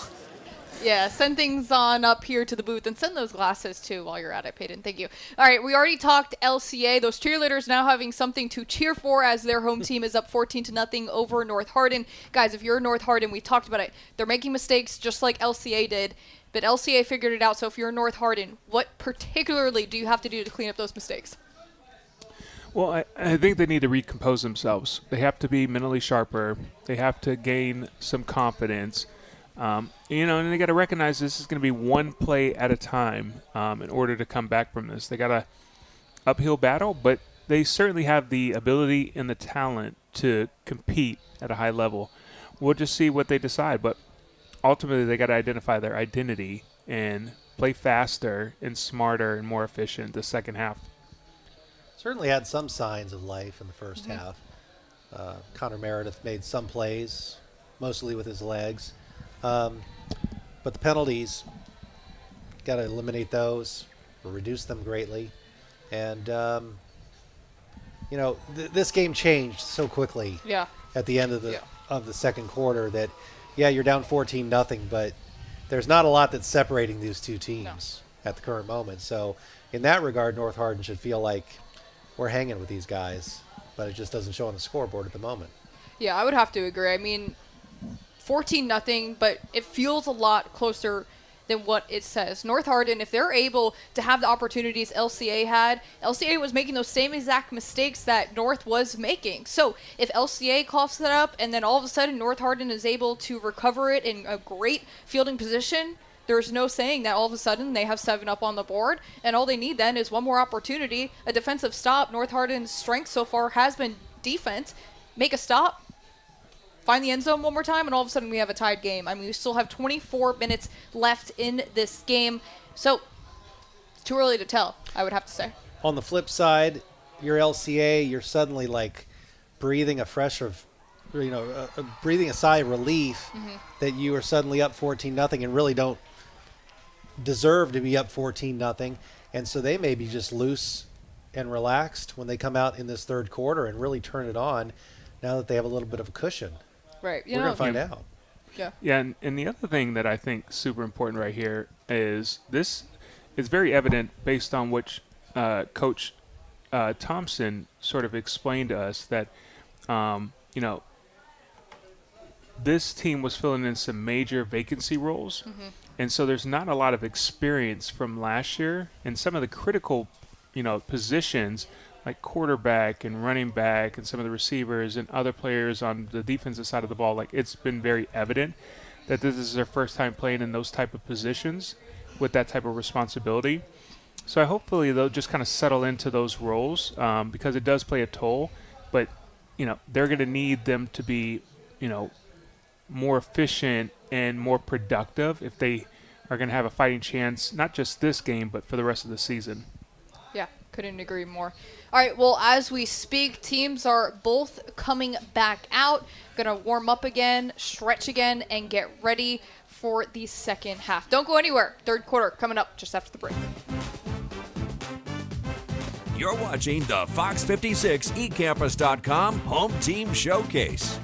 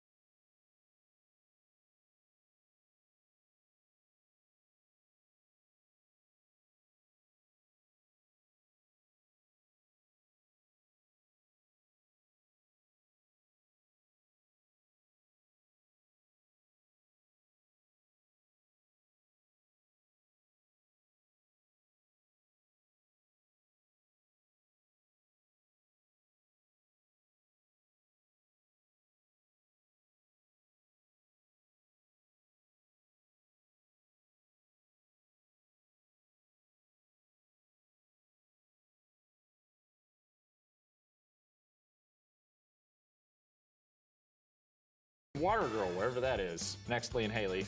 The Lee and Haley Show, weekdays at noon on Fox 56.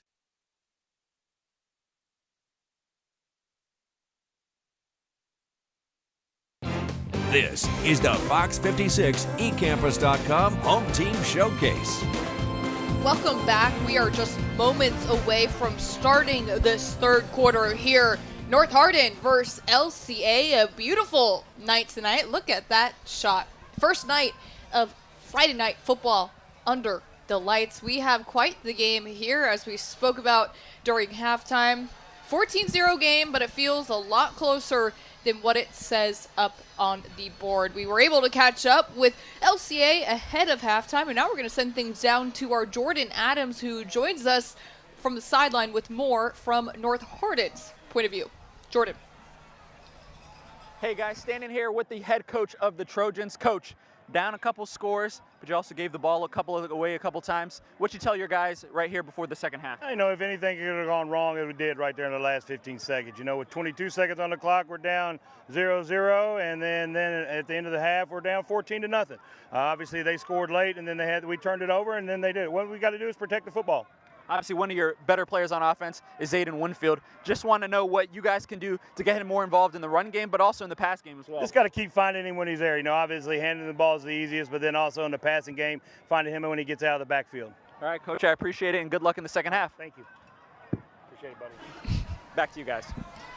All right, Jordan, thank you. We're just under 2 minutes of getting back to this game and starting the third quarter. Now, of course, Jordan just catching up with North Hardin's coach right there, Thompson. He's entering his 15th year with the program. That is some serious consistency. I mean, you don't really see that nowadays. You see coaches come in and out, leave for better opportunities. Maybe they're let go because they don't get teams where they need to be. But what does this say about Thompson? I mean, Andre, you're a local guy. You went to North Hardin. I'm sure you have insight. What is it about Thompson that they keep him here year in and year out? Because he's got to be something special. You know, he's certainly done a great job building foundation there, pipelining talent to Kentucky and other institutions around the area. I know they have several players right now that have scholarships or are being recruited heavily by other D1A and AA schools. And so from that aspect, he's doing a great job with, you know, building young men, providing mentorship, helping them better educate themselves and create betterment for them and their families.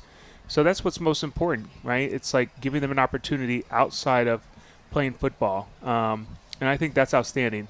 The thing about, you know, the football field, sometimes these things don't result in wins. But he's been an incredible, addition to the program, to the school, to the community. And, everyone I ever spoke to from the area continues to rave about him and the program. And I think, he's been doing some outstanding stuff.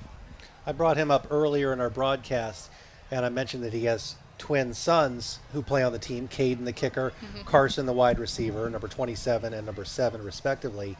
The one thing I didn't mention is he's the father of triplets. Also has a daughter, Kendall, who goes to North Hardin, who is highly involved in athletics, obviously not on the football team. We would have talked about her by now if she were. But she's active in athletics, and so his whole life is athletics, whether it be at work when he's coaching his sons, or he does everything he can to support his daughter in her athletic endeavors. And so it's really neat to see that family dynamic play out in Brent Thompson's family. Yeah, family ties run deep, and I guess that's what 15 years, a decade and a half will do to you. Before we get going here in the third quarter, let's check in with Peyton one more time with a look at these LCA fans. Peyton.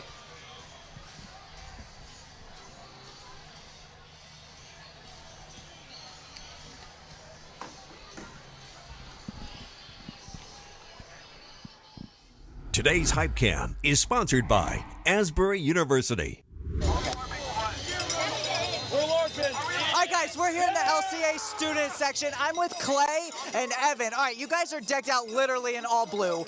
How long does it take to put this on? It doesn't take very long. Getting off's the hard part. 10 minutes. Okay, how long does it take you to get it off?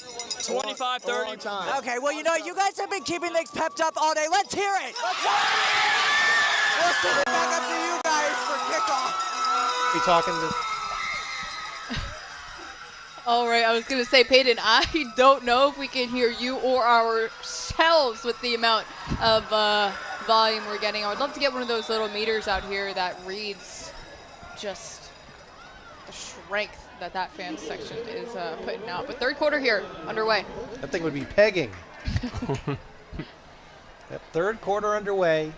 We'll see if LCA can continue the momentum that it had at the end of the second quarter and tack on some more points. And you can see already North Hardin made a massive adjustment. Look where the safety's standing. He's at 7 yards deep. Opening but that's an screen incredible pass. opening play. And that's first down yardage. Whalen finding, let's see. Oh, they're finally here from Connor Hart. And Hart is an impressive looking guy. The UK commit with his first catch of the night.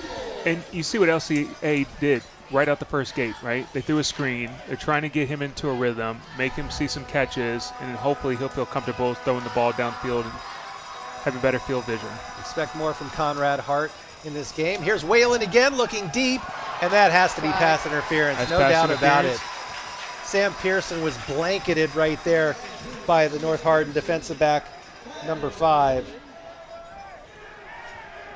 And that was an easy call from the referees. And you know what that also does for the quarterback? That gains some confidence. Even though he didn't complete the ball, it's pass interference. Now they're in a rhythm. They're probably going to throw another pass. Oh, yeah. Oh, are they calling offensive pass interference? No. 2 flags. Oh, 2. They offset. Oh, ineligible man downfield. Oh, so the receiver covered the tight end on the boundary side. He had too many guys on the line of scrimmage. Again, another mental error. That's costly right there. That would have been a huge gain. Yep. But I really like what LCA is doing right here. They're being aggressive. They're relying on the quarterback to make these passes, even though, you know, he wasn't super reliable in the first half. They're trying to get him going, and they're going to throw it again. Whalen looking deep again. This time has Pearson. Pearson makes the grab. Look at that. Inside the 15-yard line. Eagles on the move. And that's exactly the right decision to make. You have a team that's playing all man across the board with no safety, so there's no support in the middle of the field, and they're just saying, run goes. Toss it up there, give him a chance. And this is a beautiful throw by Whalen. He put it right on that 3 of Pearson. Back to live action. It's the man who caught the Hail Mary at the end of the first half. It's a fumble. They're saying he was down, though, I believe. Did not get in. I think he got to the 1-yard line. Dawson Farmer with the play.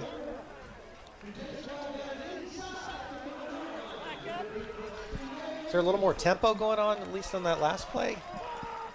You have more tempo going on. You have more passes. Every play has been a pass this series. How about that? Yeah. So the quarterback was in no rhythm the first half. He wasn't making any of these connections, and now this entire half they challenged him and said, let's just throw the ball every single down. Whalen goes from under center, chance to punch it in for more points. He hands it off to David Hood. Hood struggling, but denied. Great stand by North Hardin's defense right there. Met him in the hole. That was some strength right there to deny Hood the goal line. Now, don't be surprised right here if they do some play action or boot. Kudos to on Brandon that same sort of Spicer. formation. Whalen Yep. fakes the pitch, but then flings it into the end zone as a wide open wide receiver, and that's a touchdown. Conrad Hart.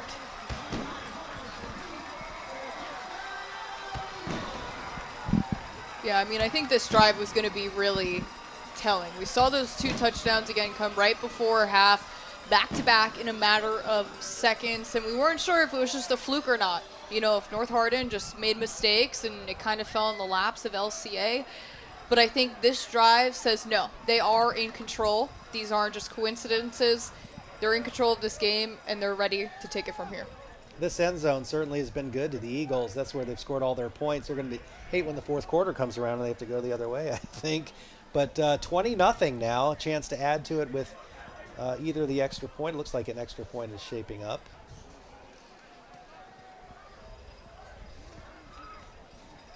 And again, I mean, it's an incredible response by Whelan. I mean, all first half, you're out of rhythm. You're not making accurate decisions or passes. You're sort of just not effectively, sustaining drives. And here, the second half, they challenge you to say, throw it every single down. We're going to throw deep balls, screens, intermediate routes, give you a chance. We're not going to run it one time. And he was super proficient that entire series. Brandon Shackleton on for the extra point. Punches it through. You can hear the crowd cheering. You knew it was good just based on the sound. 21-0. LCA extends its lead with just over 2 minutes gone in the third quarter. That was even a much better looking kick as well. So it looks like they look a bit better in a couple different aspects of their game. So now what do you do if you're Brent Thompson? I think you open the playbook. I mean, I understand that the quarterback, this is his first game starting. He was a backup last year, perhaps got minimal opportunities to touch the field, so he doesn't have tons of exposure. But he's the starting quarterback.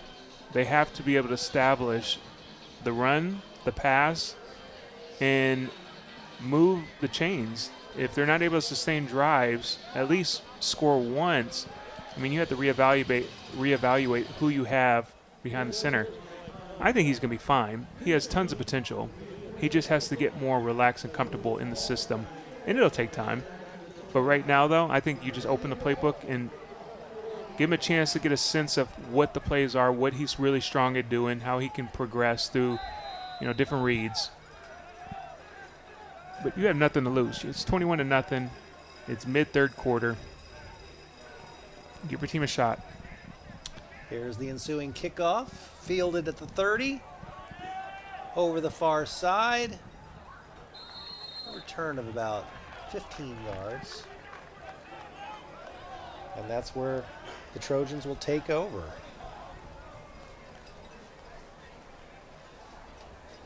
Much like the Bryan Station game earlier this evening, it's kind of at that point where it's time for North Hardin to do something or forget about winning this game.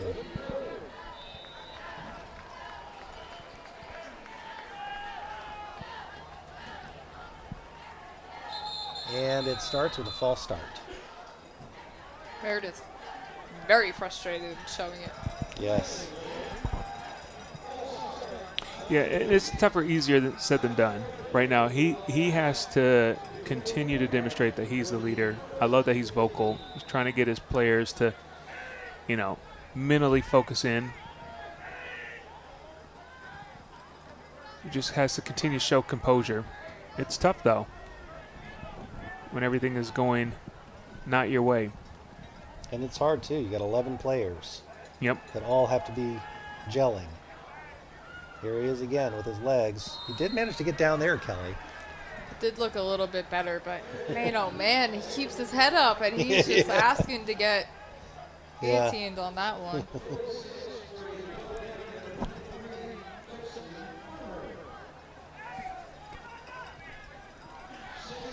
Second and 10.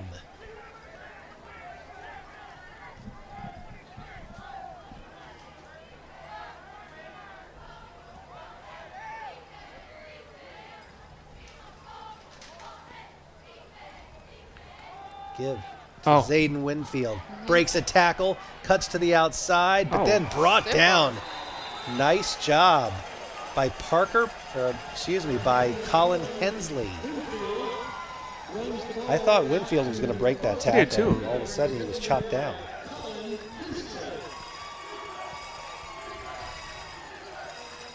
Really a good play by Hensley. He started out by guarding Makai White, number 17, and then worked his way back to make the tackle.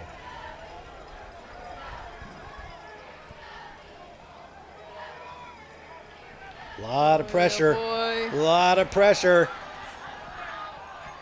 Then smartly throws it away. Thomas Sizemore was on his heels. Yeah, you know, and again, they're in a condensed formation. I wouldn't say unconventional. I think a lot of teams run similar packages. The quarterback, again, it's just going to be challenging for him because this is so new for him to play this position, to see the game speed. Everything's happening so fast. He's just got to recognize where the blitzes are coming from. He's got to find holes, find the space, throw it to his guys. He's not going to be able to hold on the ball and allow the defenders to get on top of him. But I think, you know, this is great experience. He'll watch the game footage. He'll learn from this, and then perhaps next game and beyond, you know, it'll allow him to continue to develop and grow in this position. But there's a lot of lessons to learn from this game for sure. Trey Mahon on to punt for North Hardin. Back to receive for LCA is Davin Hood. High snap, but handled. It's a low liner that Hoods fields at the 24 and knee down right then and there. So that's where LCA will take over.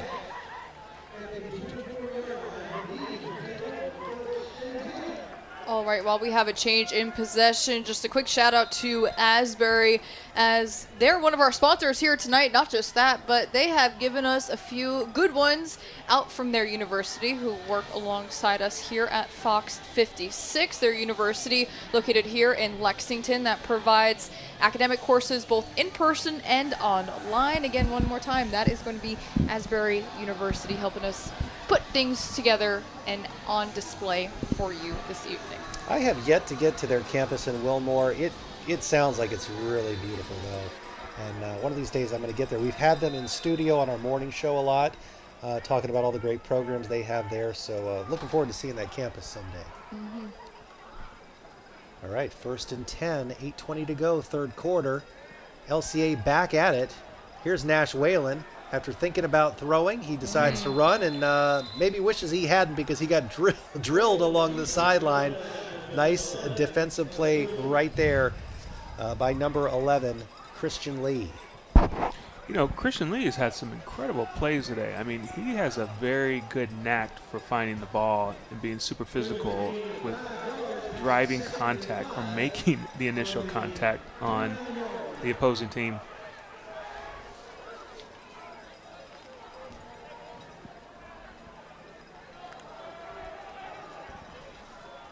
Here's another look at.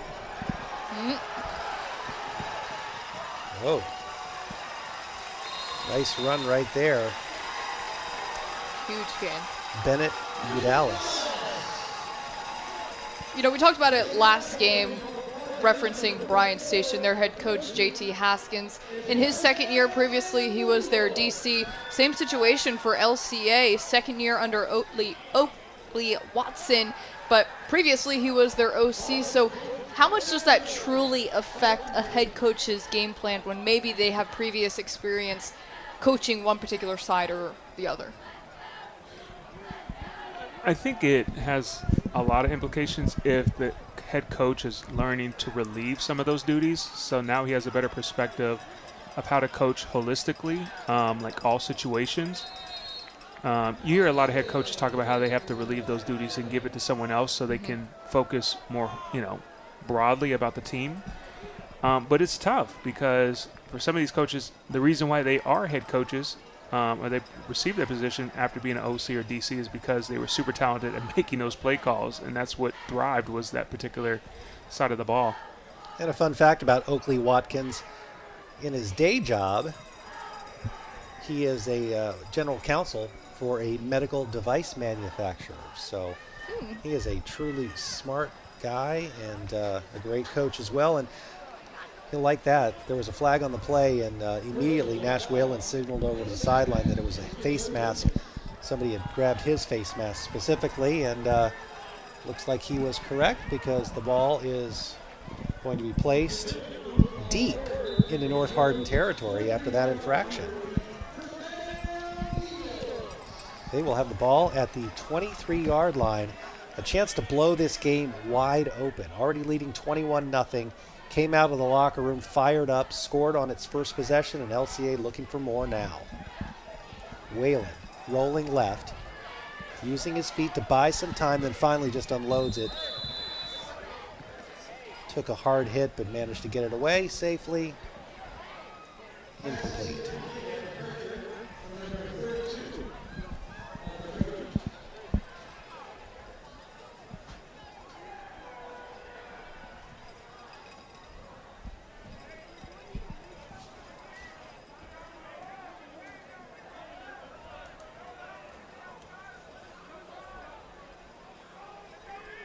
Another funny thing that we were talking about Oakley Watkins earlier in the week about last year when they started 1-3 was he hearing the chatter about disgruntled fans. He said, "No, you know what? I don't really listen to that stuff. My mom does a lot more than I do." Here's Whalen. Oh, flag. That stopped that play in its tracks. Yeah, he said that she would call him and say, "Hey, so and so said this on Facebook, and so and so said this," and he'd say, "You know what? I'm tuning it out. I'm just going to focus on, this being a marathon, not a sprint." And it's obviously an approach that's worked really well for Oakley Watkins. Blocking out the external noise. What does Nick Saban call it? Rat poison? Yeah. That's right. You've had to do that before. I mean, is it hard? I mean, when I played social media, it wasn't such a thing. But yes, the external noise, the chatter, certainly, especially at the games. The New York Post, I mean, the headlines. Oh, yeah. You make sure you probably didn't look at those. It can be overwhelming for some people. You got to be mentally strong. It's tough, though, especially when you play a quarterback position. Oh, I bet. There's a lot of pressure to get it right. What about when you were at UK? Obviously, BBN has a reputation, and rightfully so, for its passion and sometimes over-the-top level of excitement. Yep. What was that like for you when you wore the blue? It was incredible. It was a tremendous experience. But you're absolutely right. Like, there was certain points in my career where people expected more. They had higher standards for me, and I under-delivered. And then there was times when I over-delivered, and the limelight was brightest as ever. And from both aspects, like, it can be overwhelming. I remember there was times when, my mother had to navigate different nuances, and it was really challenging on her. And then there was times when I couldn't go to any public event because, I was inundated with photo requests and et cetera. So it's, there's goods and bad, there's pros and cons, but hey, that's what you sign up for to play in the SEC. You got it. All right, on 2nd and 15, Whalen connects with Pearson. He's headed the wrong way, but then works his way back upfield and picks up about 7 or 8 on the play. Did you ever go to State Street after a big win and watch couches burn? You know what? Who knows? Probably. You don't remember. Okay, I know where the rest of that story's going. It's a little hazy there, yeah. All right, that was a gain of 8, setting up 3rd and 7. Just over 6.5 minutes to go in the third quarter. Everything seems to be clicking for the Eagles right now. Whalen, quick throw. 23, that's your the end of the half hero with another catch. Dawson Farmer. And the one thing has become evidently clear right now is Whalen is absolutely in a rhythm. He's throwing the ball exceptionally well. He's putting it in positions to get the players to move upfield where they can catch it on the move. And he's making really good decisions downfield, so he's seeing the field a lot better. I mean, it's drastically different than the first half. So, again, that's appreciation and recognition to the offensive staff saying, let's challenge him the second half. Let's force him to throw the football. Oh, and then on cue. Oh, a huge turnover right there. Maybe I gave too much kudos. North Hardin with the fumble recovery. That's number 33. Number 33 for North Hardin. Kudos to Brandon Spicer. I've said his name a few times tonight. He's having a pretty good game, and that was a key play because another touchdown there would have put this game out of reach. Absolutely. Still a chance for North Hardin after that turnover. You did jinx him. Sorry, Whalen. You know what? Kelly jinxed somebody earlier, too. I did.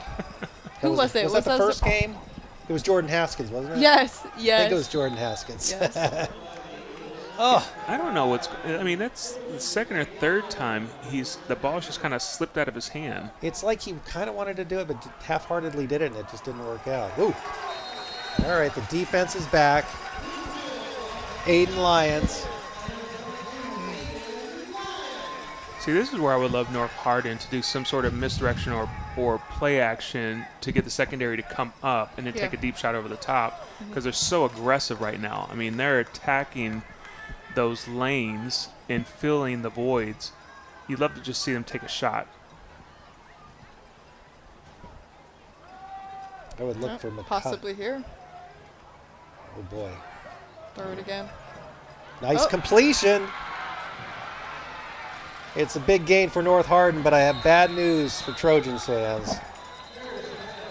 There was a flag back at the 8-yard line, and it looked like it was in the area of holding. I could be wrong, but Meredith Gimpy kind of skipping around a little bit. sure is.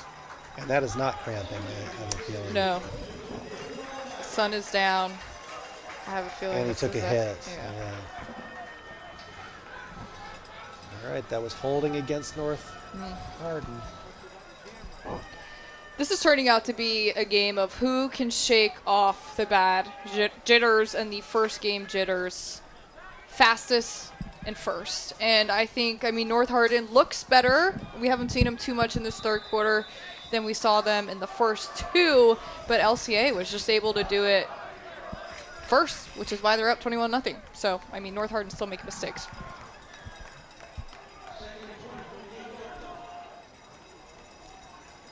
Here's Connor Meredith. Screen pass to Zayden Winfield. Winfield breaks one tackle, but he's not going to break the second one. Nice defensive play by Bennett Goudalis. Oh, and look at that stare down. Goudalis against number 65 for North Hardin. I put my money on number 65. That's Chaz Fleming. He's a little bit bigger. Yeah. All right. Well, as we bring up third down, speaking of miscues from North Hardin, we're going to send things down to Jordan Adams to further explain. Jordan. Hey guys, the talk in the Trojans huddle is about miscues, both on offense and defense, but I'll focus on the offense right here. It was just 3 plays ago where they could have had a big run with their best player on offense, Zayden Winfield. He's kind of been bottled up all game, but he had a chance to break a big run. But a receiver didn't pick up a block on a linebacker, and instead of a big run, potentially a first down, it's a tackle for loss, and it pushed the Trojans back as they look and need some points here with just a couple minutes left in the third quarter. So if they'd be able to maybe pick up the blocks, do what they're supposed to do, whether it be receivers or the big fellas up front, maybe they'll be able to pick up some yards and potentially put some points on the board. But right now, their mental mistakes and miscues are causing them some big time problems. Back to you. Jordan, thank you. North Hardin just picking up first down, which was much needed. So they're slowly but surely making it downfield, which is a positive, but they need more big plays, which we could possibly, a little overthrown and almost potentially an INT. Good double coverage there. Jeremiah Burbage, one of the players on the play for LCA. That was going to be a hard one to complete. Yeah, you basically have 2 seam routes against cover 3. You can't throw that one deep. You have to snap it on them outside the seam or outside the hashes. But again, it's the quarterback. This is his first year playing. He's going against the defending state champs. There's a lot of lessons to learn. He's playing overall fine, and I think it's one of those games that he's going to learn a lot as he continues to develop and grow. And then as they get into district play, it's going to be paramount for how he'll be able to effectively produce for the North Hardin High School. I think North Hardin's goal at this point, with 3 minutes to go in the third quarter, is to try to get a touchdown before the fourth quarter begins, then possibly trim into it in the fourth. Yep, just keep moving the chains. Yep. Winfield, not much. Gain of 2.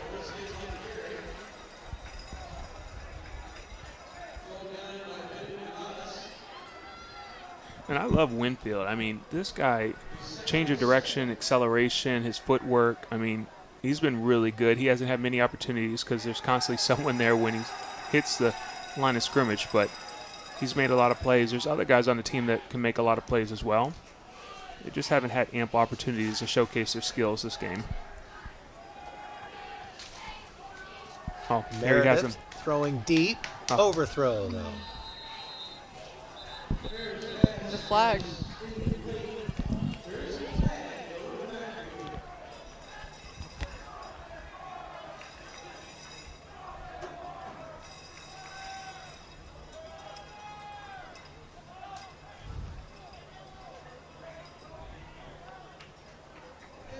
Is that a legal man downfield? I don't know. I'd like to see that replay.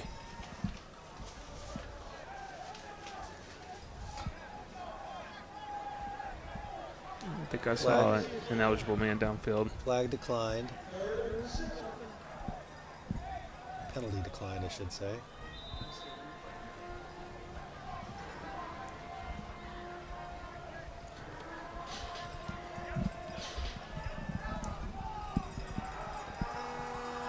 Third and 7, a must-have for the Trojans. Blitz, and it's the right defensive play call at the right time. Bodie Darland among the group of Eagles to corral. And again, this was a 2x2 concept. They're just running slant and then some sort of they're running a slant and basically a shallow, or not a shallow, but I'm drawing a blank on what it's called. This is a super easy read for the quarterback. He should be 2 steps and letting it go. Instead, he's kind of holding on the ball, hoping something, further develops. That's just inexperience for the quarterback. It'll take time. He'll eventually be able to get that ball out of his hands, no matter if it's a blitz and he's receiving pressure. But I think overall he'll be fine. He seems like he's way more confident in his running ability than his passing ability. Yep.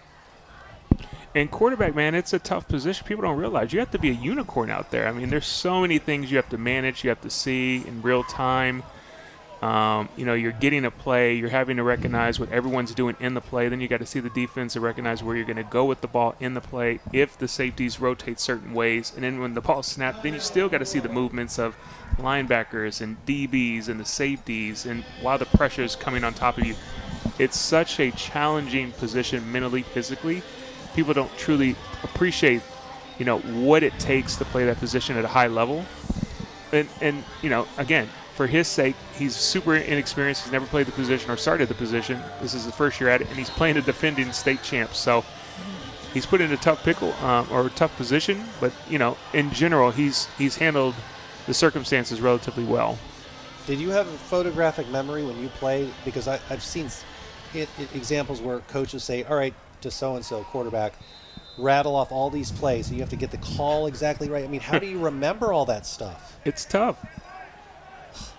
That blows my mind. It is tough. And you're having to do that in college when you're going to classes too? I was going to say it's a job in and of itself. Job within itself, truly. Yep. It really is. It's not a game, it's a job. When you see, not to open a hot button topic here, but when you see what the NIL is now, do you wish you could go back in time, Andre? I certainly played in the wrong era.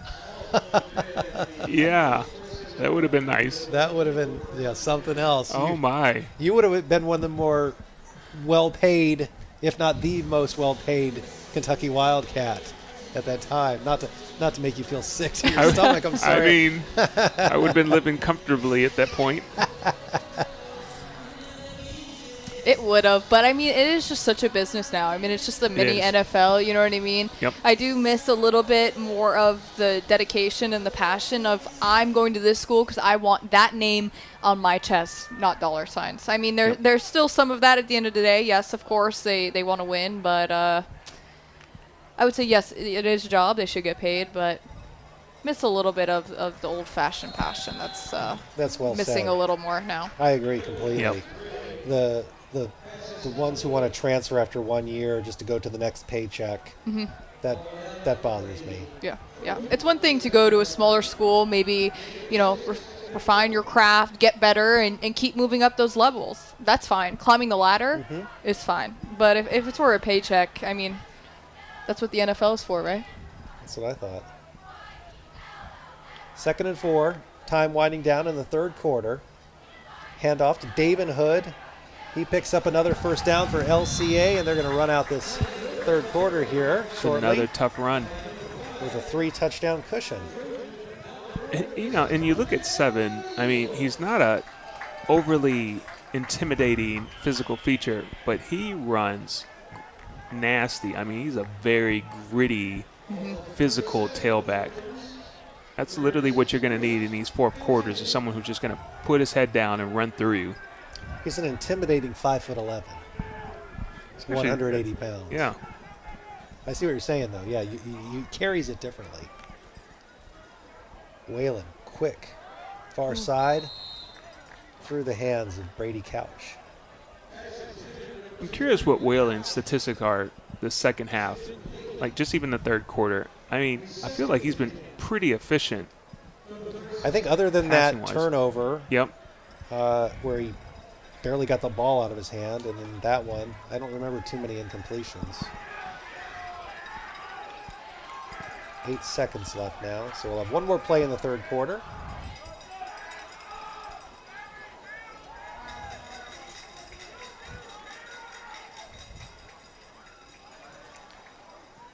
Whalen, another incompletion. Guess what? We're going to have another play into the third quarter. Spoke too soon.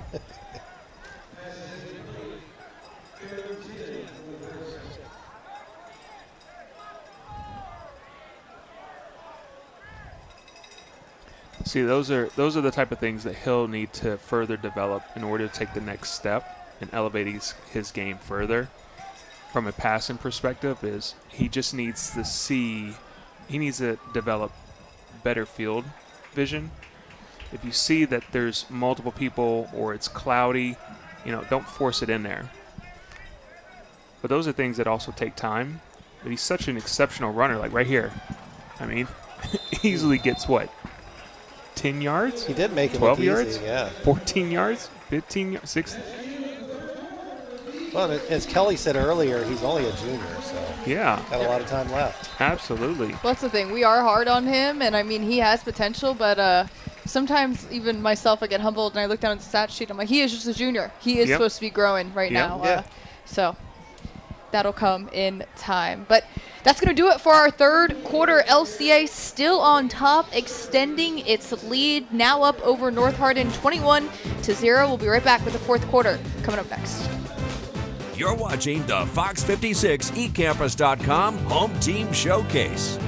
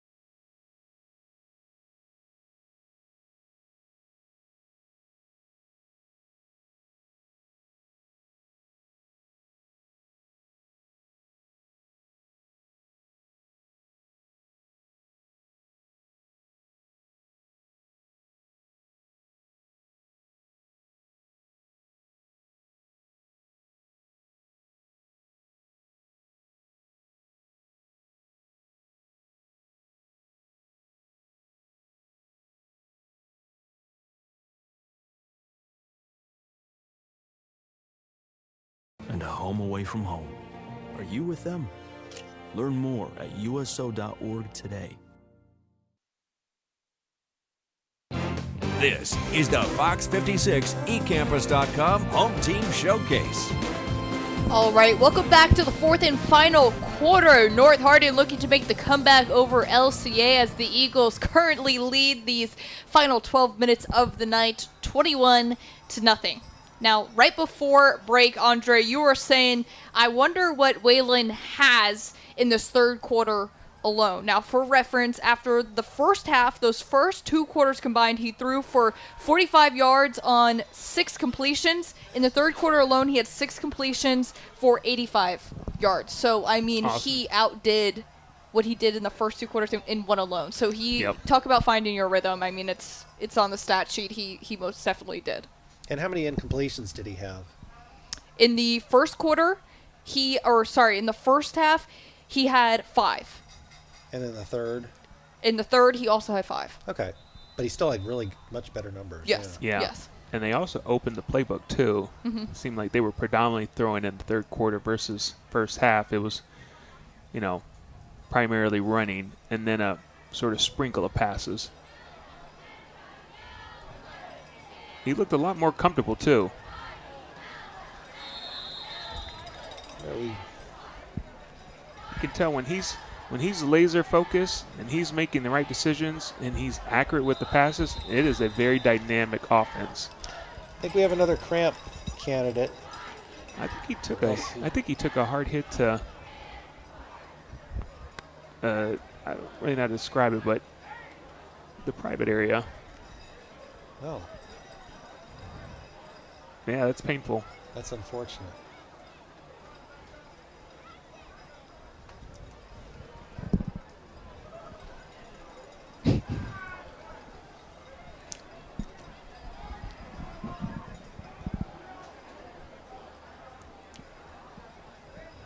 Well, while we watch that unfortunate moment for Thomas Sizemore, we want to give another shout out to one of our sponsors, Arts Rental, providing us our lift in the end zone.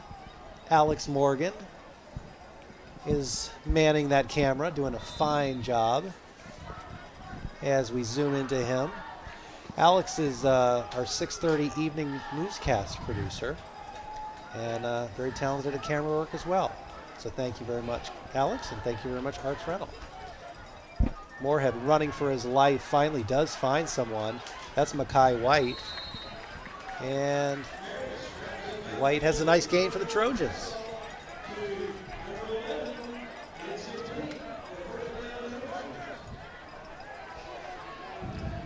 Time is of the essence now. Yeah, absolutely. For North Hardin. They're going to have to get in more of a high-tempo offense and really speed things up. And I'd also like to see the quarterback just make quicker decisions if he can. Obviously, that's predicated on what type of concepts are called, but... Tip ball. Tip ball and caught, but I believe he was out of bounds. You can tell LCA is now starting to dial up the pressure, so he's going to have to get that ball out of his hands. He's going to take a few more hits. Were you impressed that Connor Meredith threw the ball on that second to last play? I mean, as opposed to just quickly running. Yeah. He kind of stuck with it. He did. He certainly did. Again, he's showing flashes of promise. And I think, again, with his inexperience, there's not much to expect because you just don't know. Oh.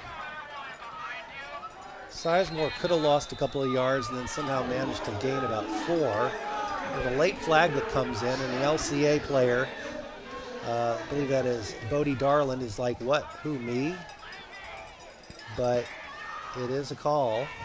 Personal foul, presumably against Bodie Darland.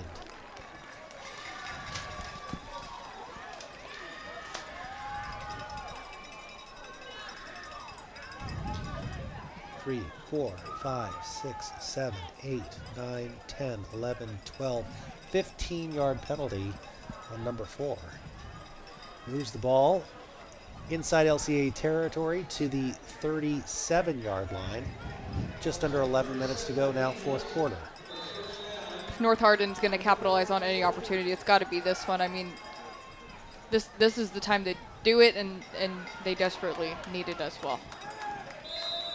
Connor Meredith gets out of bounds and looks like he a little gimpy afterward. Yeah, he does. He seems to be gingerly walking on one of those ankles. But you know what? That was a really good decision by him.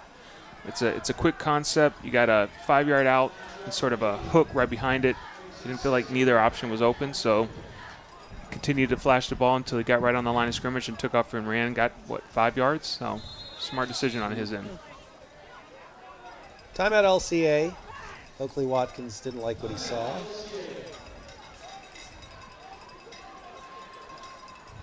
Meredith's going to have to get in some Epsom salt tonight. Soak up some of those bruises. He's taken quite a few hits.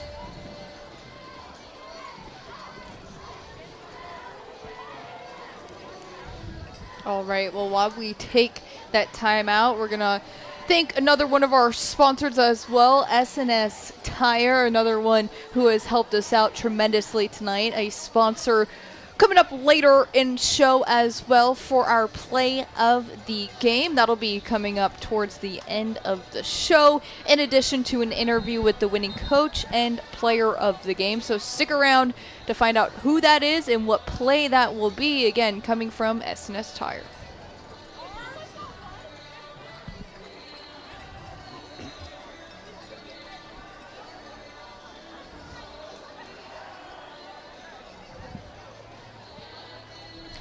Really couldn't ask for better weather. No. For an opening week of high school football. Gladly take it, especially compared to some of the ones in Texas. Yeah, they were, talk about hot. I will say we didn't have the humidity, though, you know? That's true. It's a dry heat. Yes, it's you give and take. It's triple digit, but dry, or, 80s, but... a little humid. Yeah, you are sticky.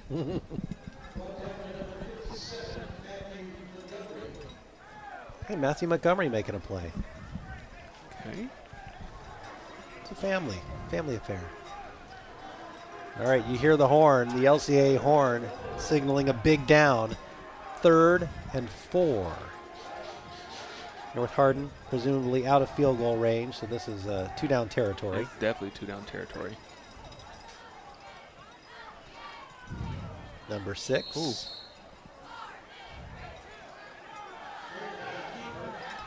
Meredith keeping it. Maybe gain 3? I think so.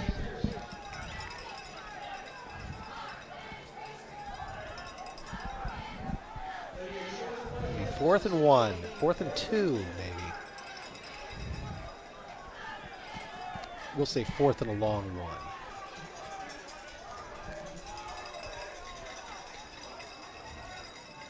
Ooh, the reach. The reach from Meredith may have done it. Yep. Now, they don't have replay in the high school level, but I do. We do. Right, we do. I'd be curious if his knee was down prior to extending the ball over the line or the chain. Yeah, I was wondering about that too, but we'll get a look at it here. Let's take a look. Yeah. Hard to say. There's Winfield again. Nice cut. That's 14. Oh, that's C.J. Rogers, Winfield's backup. Finally getting in some plays. He's a sophomore. Yeah. It's a nice run by the sophomore. He is speedy.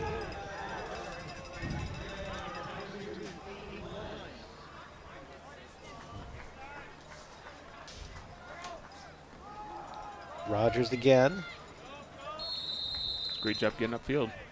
Slowly but surely chipping away. And I mean, who makes the running back's job easier is the up front, the O-line. And someone I want to highlight really quickly is Keyshawn Jackson. He is a senior, 6'4", 295-pound man. He's headed to Toledo this season. He probably sticks out to you up front, number 59, the biggest guy out there. But that's definitely just someone to keep an eye out for. And someone who helps this successful run game, which we're seeing yet again into the end zone. Wow, what a play by, wow. What a run by Meredith. Connor Meredith showing off the running skills. Again, that's the attributes he brings to the table. Once he's able to balance that with a sort of efficient passing game, oh, their offense is going to be super dynamic this year. But his running ability, oh, it's electric. So many tackles you broke. 1, 2, 3. Look at that. Broke 3 tackles. I wish I was that fast. Nice job. Still a little bit of fight left in these Trojans. Yeah, love it. Chance to make it a 2-score game. They can get a quick defensive stop. Who knows? I mean, this game turned so quickly in favor of LCA. Maybe it could turn back the other way as quickly. Now note, we also have Deontay Robinson slowly walking off the field. At the end of that play, he went down grabbing his knee. He's walking to the sideline right now. Initially was helped off, ended up walking on his own power, but that's going to be someone to keep an eye out for, a receiver for North Hardin.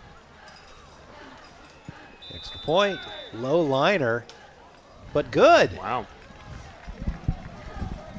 21-7 now with 8:40 to go in the fourth quarter.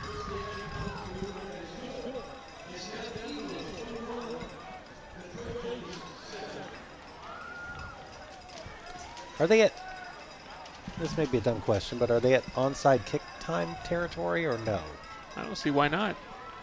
I mean, if you kick off and LCA at least burns 3 minutes off the clock, suddenly you're down by 14 with 5 minutes to go. That doesn't sound very appealing. I mean, there hasn't been many 3-and-outs on LCA's part, so they're certainly going to sustain some type of drive.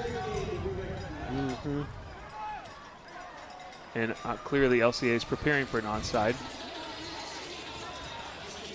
It could be David Hood time again for LCA if they do take possession here just to run the clock a little bit. The way North is lining up, though, I would suspect he's going to try to kick this one all the way back. Hood is back to receive the kickoff if it comes to him, too.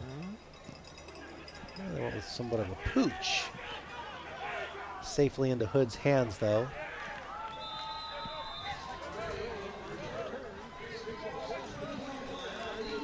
Oh, sorry about that. That was not David Hood. That was Paxton Gray. The 1s and 7s look very similar.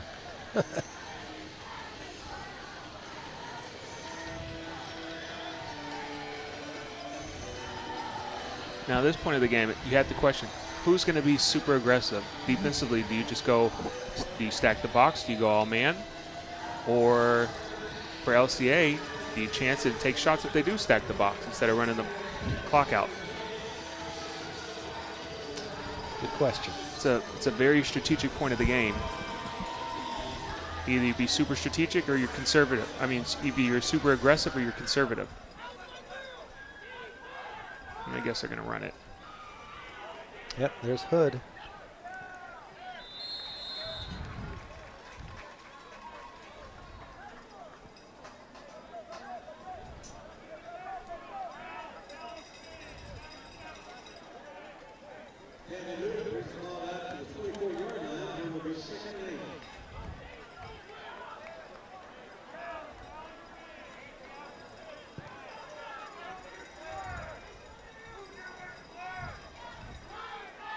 LCA in no rush,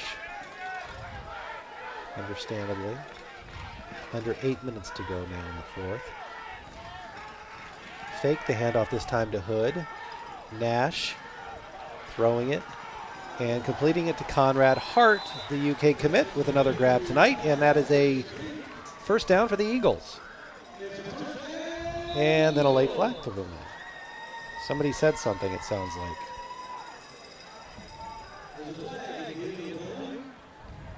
I think it's a personal foul against North Hardin. That's my guess. Yeah, you got LCA players clapping, so indicates something there.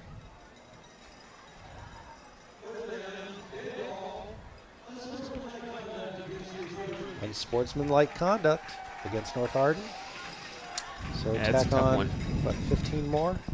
You got to be more disciplined in that situation, but it's tough. There's tons of frustration. There's no telling what was said.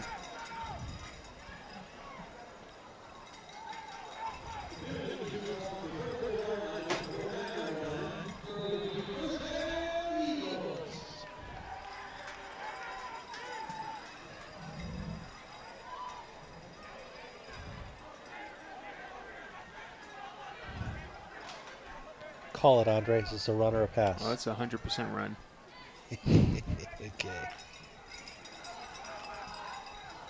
Look at that, David Hood. Had a good one at that. Yeah, gashing him. Eat your heart out, Tony Romo. We have Andre Woodson. That's right. I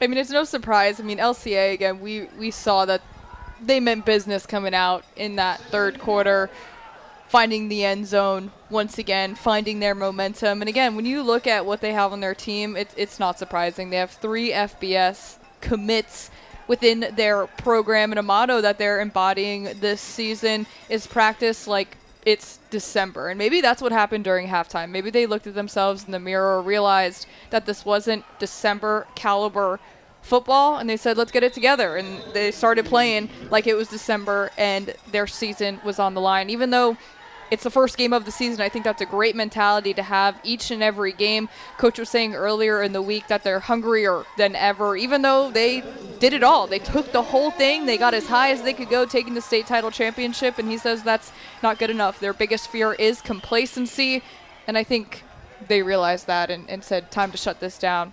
I think their team motto is, exactly what you said, hungrier than ever, and that's probably a good way to go. When you've come off a state title, you can't coast.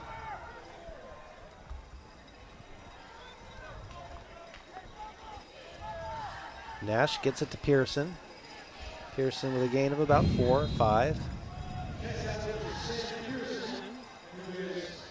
Yeah, and it also helps that they have so many returning players, too, from last year that were experienced playing in the state championship game and winning it. And the foundation they've built there, the culture they have,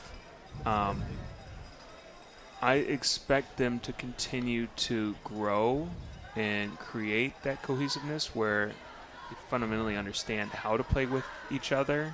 And, they're going to be a really difficult team to beat, I think, down the road. And then for North Hardin, the thing that they'll continue to grow from is this was, a very challenging road game, and there's a lot of lessons learned. So how do they take the next step forward? What is going to be their identity offensively? Are they going to utilize the quarterback differently? Defensively, I thought they did a fabulous job trying to contain LCA in the first half. And unfortunate the 14 points right before halftime. That's not ideal. But other than that, though, they've been pretty stout this game. So they should be proud of the product they put out on the defensive side of the field this game. They will rue the final 4 or 5 minutes of that first half. That was the moment.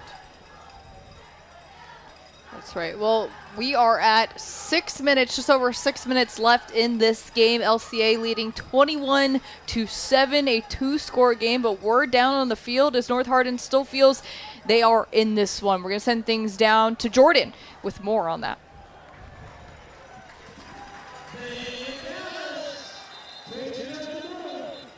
Hey guys, as you can see, 21-7 here. It was 21-0 at one point, and North Hardin easily turned over and just let this one be a blowout. But the Trojans have a lot of fight in them, as you saw, able to scramble it in with the QB. Now, they believe they can come back in this one. Not a lot of time left. They're going to need a quick turnover, a quick score, and then maybe an onside kick. But there's 100% belief with this team and head coach Brent Thompson that the Trojans will be able to come back and get this a W in this first week. So we'll see if they have what it takes to complete the comeback here against LCA. Back to you. All right, Jordan, thank you. Well, LCA looking in pretty good position right now, while North Hardin is just 2 scores away. This could easily become a bigger deficit here in just a moment. You know, and normally in these situations when the team knows inevitably they're going to lose, right? Like the sort of the writings on the wall or whatever the phrase is, you know, they kind of lay down and give up. But North Hardin hasn't been doing that. I mean, it's great to see the fight in a team, even towards the tail end. And they've been tenacious this entire game. LCA is just, you know, they're an incredible group who've been coached extremely well. They've made minimal mistakes, a couple poor decisions. But other than that, though, I mean, they've been a really solid team. And put a great performance together today. So, yeah, I mean, we talked about this earlier in Game 1, South Warren versus Bryan Station. That was a much lower score game this year than it was last. And we spoke on, you know, who was it? Is that a testament to Bryan Station and its defense? Or is that South Warren and maybe their offense isn't as potent? I mean, this is a much lower scoring game in this exact matchup between LCA and North Hardin than it was last year. LCA walked with a 41-21 Look at this play. win and knocked. Sorry. I mean, almost. And the funny thing is you got an ineligible lineman down the field. He's like 6-7 yards, 61 is down, and he didn't even know what was going on. He thought it was literally a pass back to the quarterback and let me lead block down. I didn't even know what was going on. Is he running it or is he passing it? I'd love to see the replay on that one. I mean, was that a backward lateral or he hands it off and he throws it back? I thought by the rule this is illegal. To throw it again? Yeah, because he hands it forward. So you can't pass it again. That's a fascinating concept. I don't even know. It looked like a backwards pass, but I suppose. Well, he hands it off forward at first. So once you establish that you hand it off forward, you can't technically throw it after he. Well, I don't know. Yeah. It seems odd that Oakley, Watkins, and the coaching staff would devise a play like that if it were illegal. You know what I mean? I'm almost 100% unless it was executed. It must have been executed. Maybe it was executed wrong. Wrong, because it was supposed to be a backward. This was, I mean, New Mexico State. I covered them last year in my time in El Paso. They struggled a bit, but the two defining moments I remember they scored was on a play just like this, where their receiver was the one who threw their only touchdowns of the game in a play just like this. So this reminds me exactly like that. I think that's what they were going for, but I think it must have just been executed wrong, possibly. Yes. Yeah, interesting. I've seen a little bit of everything tonight. We have, yeah. We really have. All right, 4th and 12. LCA says, you know what, we're just going to go for it. Why not? Right, why not? You got 3 wide receivers to the right, none to the left. Whalen takes the snap, lobbing into the end zone. And a perfect throw! Wait. A perfect throw to Sam Pearson for the touchdown. That was something special. Nash Whalen showing the touch right there. I mean, see that replay. What a touchdown. Not even to put another 6 up on the board, but more so to give much needed confidence to this quarterback, because clearly he was struggling in that aspect of the game, in the confidence area during the first half. So this touchdown, more than just another 6 points, this one, Whalen's going to go home, think about it, and feel a little bit better about him. And look at the tight space that he fitted in. Yeah, that was a good one. 1 foot in. All you need is 1 foot. Are you saying his left foot was out? That's great. No, I think it was good, right? Yeah, I think it was good. I was worried because you were going, oh. Yeah, that was great. That was great. That was incredible. That was poorly judged by the DB, unfortunately, and the safety, because I think they had the angle on him, but they thought it was going to be underthrown. But that was exceptional by the quarterback and receiver. Way to adjust. Yes. Got that left foot in. 28-7, 4:20 to go. It's just for a matter Whalen, of time now. For Whalen, that's the way you change the trajectory of your performance. You go from a very difficult first half, and you're kind of spotty, and you made really inconsistent decisions, and in the second half, you're just a whole different player. Your output's different. Just one mistake in the second half. Just really, one mistake.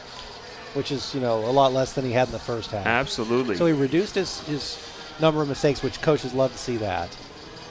Coaches, I think, can handle mistakes. They just don't want to see the same mistakes twice. Yep.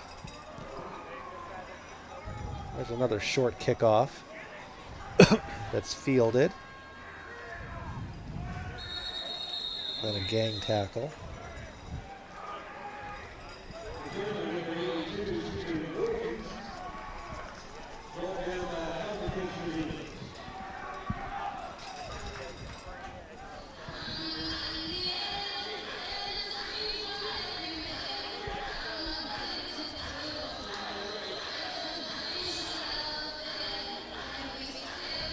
Is this Rihanna playing on the loudspeaker here?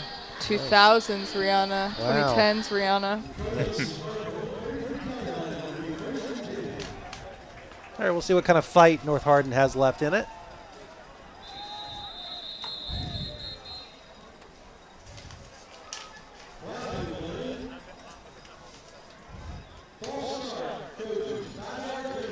My goodness. Another self-inflicting wound. I'd love to see the penalty total at the end Yep. of this game. Yeah. Well, actually, I don't want to see it, but I'd be interested to see. Yep. I mean, what is that? Just emotions from frustration that you're still making mistakes like that and jumping? Yeah, it's probably a combination of things. Frustration, lack of communication. Maybe it's not vocal. You don't know. But they'll have to get a grasp on it for the next game and address it and correct it. And that's what game study and practice is all about. Yeah, I mean, speaking of the next game and looking ahead, North Hardin has a top-heavy schedule to start off this year, taking on pretty tough opponents. They have the talent. It's there, especially on the defensive front. And, I mean, we saw amazing things and flashes of what Meredith can do. So it wasn't all bad, even if they walk with a loss. And look at this. This Winfield. isn't bad either. Well, that's exactly my point. They have the That's talent. C.J. Rogers. C.J. Rogers, a sophomore. Again, he's shown flashes in this game when he's had an opportunity to carry the ball. And, I mean, the future is bright with that young man. Credit the tackle to the 24-yard line. That piece of turf there got him. I mean, It's still a great effort. going back to that, I mean, that's exactly what I was talking about. And they showed up and showed out, and they have what it takes. But what do they need to learn from tonight's game and apply it to the rest of the schedule, again, especially in really tough tests early on? Yeah. I think, looking at this more broadly, I think what will help the offense more specifically is Meredith is having quicker intermediate routes where he can quickly get the ball out of his hands and help him define who specifically he's going to instead of having to go through progressions. And progressions are tough. Like, you have to have patience. You have to feel very comfortable sitting in the pocket and allowing everything to develop downfield. And when you have quicker routes, quicker concepts, things that you can quickly get off your hands and make a decision in real time, like within a second or two, some quarterbacks naturally react to that or respond to that better. But, the screens are a great compliment, especially if you got players you can get it into space and let them make a play in their wiggle and maneuver like some of these guys they have in the backfield. Mm-hmm. Hopefully, they're able to take advantage and capitalize on some of these guys they have because they got tons of talent. Yeah. Yeah, run game and defense, two takeaways that they have depth and that they look strong in this upcoming season. They just got to put it together. Yep. Under 2 minutes to go now. North Hardin on the doorstep. Zayden Winfield trying to get in one more touchdown if he can. He can't at the moment.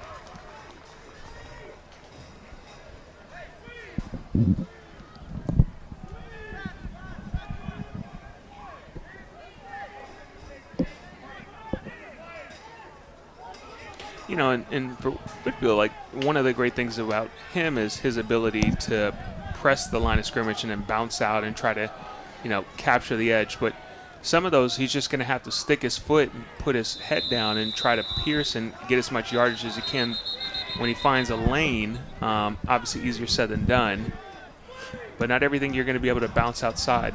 That's probably the one caveat. That's the one thing I think he can, learn from this game. But otherwise, I think Whitfield's had an exceptional game for North. I really like the look of C.J. Rogers, too. Oh, yeah, absolutely. He's shifty. He's fast. A little smaller, obviously, but he's got a lot of game. Here's Meredith. Time winding down in this game, and he's brought down in the backfield. Is that Sizemore again, or is that, it might be Matt Montgomery. Hey, and there's his father. Good timing by our director. That was well done. 20 seconds on the clock. Let's see if they're going to be able to make anything happen here. They want it. They want it. They want it. I mean, how could they not? Some beauty points. Meredith, end zone, incomplete. 2 seconds left.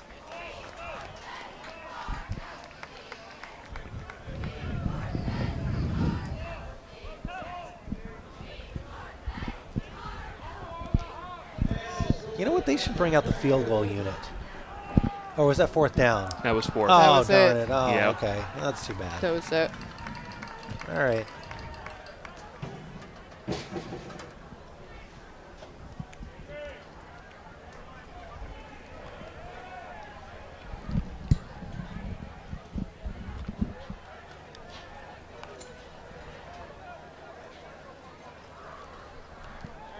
Teams already showing good sportsmanship, shaking each other's hand, good competitive match.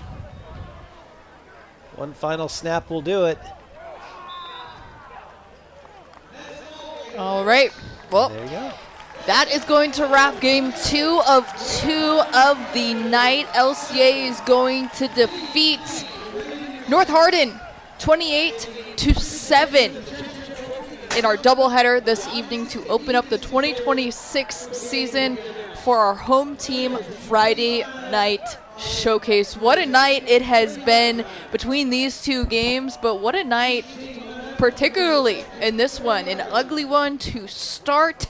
Both teams struggling in the first half, making just mistakes, and it was the Eagles who was able to figure things out, clean things up, and walk with the win, starting the year 1-0, while North Hardin is going to fall 0-1. But this isn't a terrible loss. We saw promising things, which we talked about, so we're going to watch them closely this season, both of these teams, to see how they're going to shake things out and continue their success or turn things around. And we have the trophy presentation coming up. Matt Montgomery will do that for ecampus.com. I'm hoping that number 57, Matt Montgomery, his son, will be one of the players that walks out there and grabs it from his father. That would be a cool moment. There's Oakley Watkins. He's all smiles after this one. Certainly he knows his team has some things to clean up. That's to be expected after really any game of a season, but especially the first one where you're going really against a live opponent in this kind of atmosphere. You know, it's different than scrimmages. So I think he has a lot to feel good about. Yeah, there was a lot of flashes. There's tons of potential, tons of prospects. I think it was a great display of two good programs. Lexington Christian Academy against the defending state title, our champs, got a great opportunity to repeat this year. So I'm interested to see how they continue to develop. And then North Hardin, a lot of inexperience, but tons of potential as well. And they got a tough road ahead of them. But again, another team that has a possibility of going, further down, I guess, in the tournament play this year as well.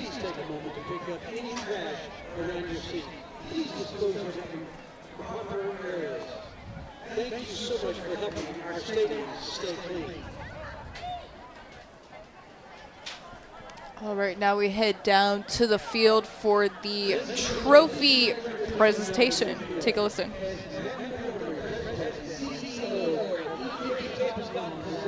our new coaching awards. The defensive player of the game for North Hardin, Marco Hayes. Coach this side. Just frame up the smile for the cameras. Good one. Their quarterback is Meredith.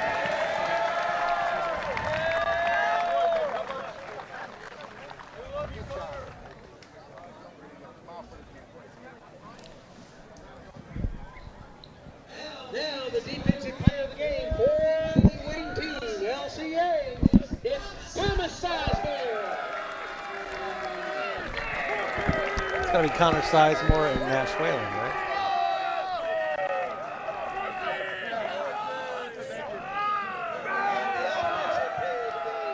LCA, Sam Pearson.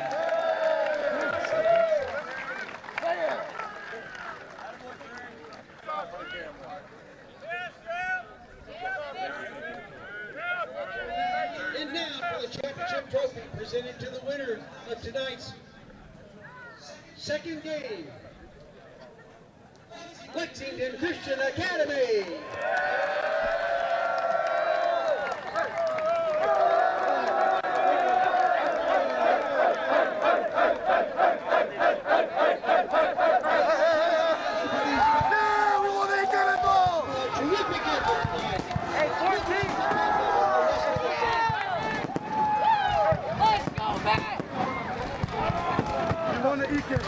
All right, well, that is going to signify the end of the game. Lots of commotion going on from everything down on the fields. The guys celebrating to fireworks in the background. Guys, final takeaways. We talked about North Hardin, what they need to clean up, but they have the potential to do so and be a good team. This LCA team looking to make history. They're no stranger to success, but they've never gone back-to-back. How does this Eagles team do it, especially in the face of Louisville teams who are notoriously tough to get by in the postseason? Yeah, I mean, I think one thing is they got to continue to be efficient. Secondly, stay healthy. And then third, just eliminate some of the penalties, the mental errors. But other than that, I mean, again, this is a very tough team. I think, I think they're in really great shape in terms of philosophy, culture, and everything they've built. And they got a promising chance to repeat state champs. So we shall see. I think Nash Whalen, if he can clean up just a little bit, be a little more careful with the football. He certainly has the skills to be a great quarterback. He showed that last year, and I think he'll probably show it again this year. He's got a few things to work on, but probably every player out there does. So it's early, and wouldn't be surprised to see LCA in it at the end. Yep, it's happened as expected. Those mistakes, okay, but likely to clean up later on in this season. And speaking of, the team of the hour is standing by with our Connor Sturgill. Connor. Thanks, guys. Joined by head coach of LCA, Oakley Watkins. Coach, you said you wanted to see a little bit better in the second half. You got the win. What did you like from your team?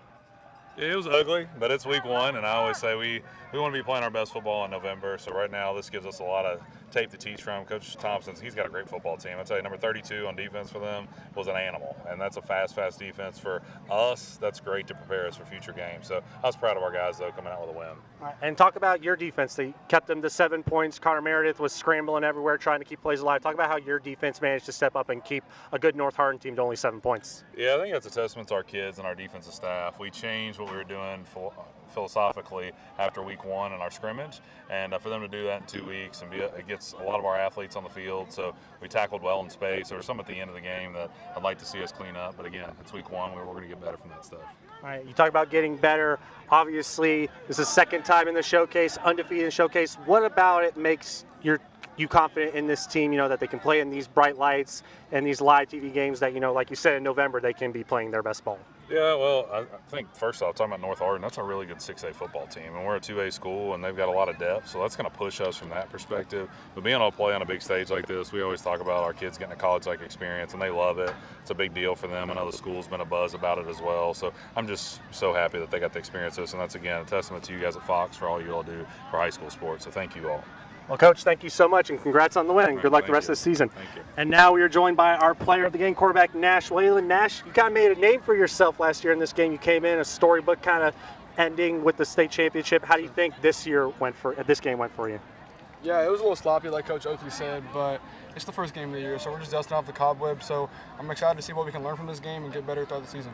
Right. And you have a lot of weapons out there, guys like David, Conrad, Sam, who really stepped up. So just talk about that camaraderie and how you have just so many weapons out there to help you out. Yeah, I feel like playing with them last year helped me build chemistry. In this offseason, we all got together on the field a lot, got to timing down all of our routes, and especially my O-line. My O-line stepped up this week. Last year is different. This year, we're coming here. We're trying to get better and go back to the state championship. Right. Coach Watkins speaks very highly of you, says you're his guy, you're the best just pure football player he's ever been around. So what does it mean to have that confidence from your head coach? You know, it feels great to have that confidence from my coach, for him to believe in me and believe whatever I can do will help the team to win. And, you know, I'm just glad that I'm on his team. All right. First step towards the repeat, what do you think about playing under the bright lights on live TV again? You know, I think it'd be great. We definitely got to clean up some things, some pursuit on the defense, just tackling in general on the offensive side. I mean, just everything on the offensive side, just everything as a collective group. All right, Nash, well, congratulations on the win and good luck the rest of the season. Thank you, I appreciate that. Thank you. The player of the game is sponsored by ecampus.com. All right, Connor, thank you so much. Well, our player of the game was going to be Nash Whalen himself, having that turnaround in the second half. Pretty impressive stuff.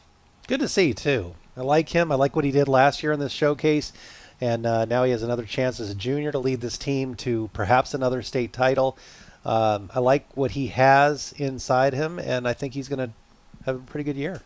Yeah, and I think he had to overcome a lot of obstacles in the first half, but then he showed the resiliency in the second half. He regrouped, was very efficient, took care of the ball, managed to get some scores. So I think they're in really great shape going on to next week. Mm-hmm. All right, from player of the game to play of the game, it's going to be from North Hardin. It's their lone touchdown of the night, the only 7 points that they were able to put up on the board. We're going to have that coming up here. Spartans going to find their way to the end zone. It's going to be the man who, it's his very first job at the starting quarterback position on the QB keeper from Meredith himself again.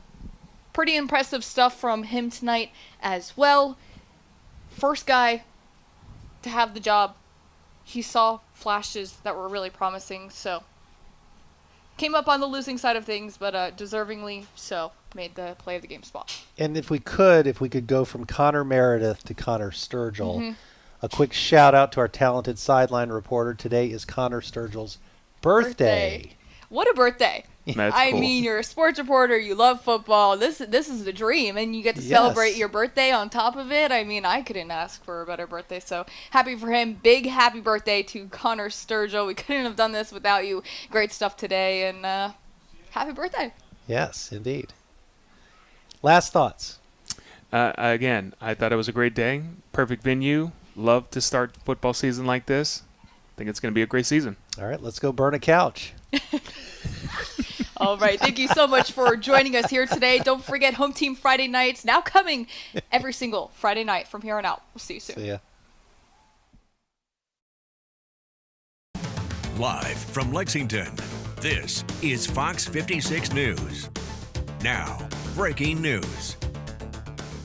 Less than a week after a deadly mass shooting at a Lexington park, police are now investigating another homicide. And I believe we have video of the incident right here, right now. Officers were called to Tilden Road around 7:45 tonight after reports of shots fired. They found a man shot inside a vehicle. He was pronounced dead at the scene. Police say that vehicle crashed into a nearby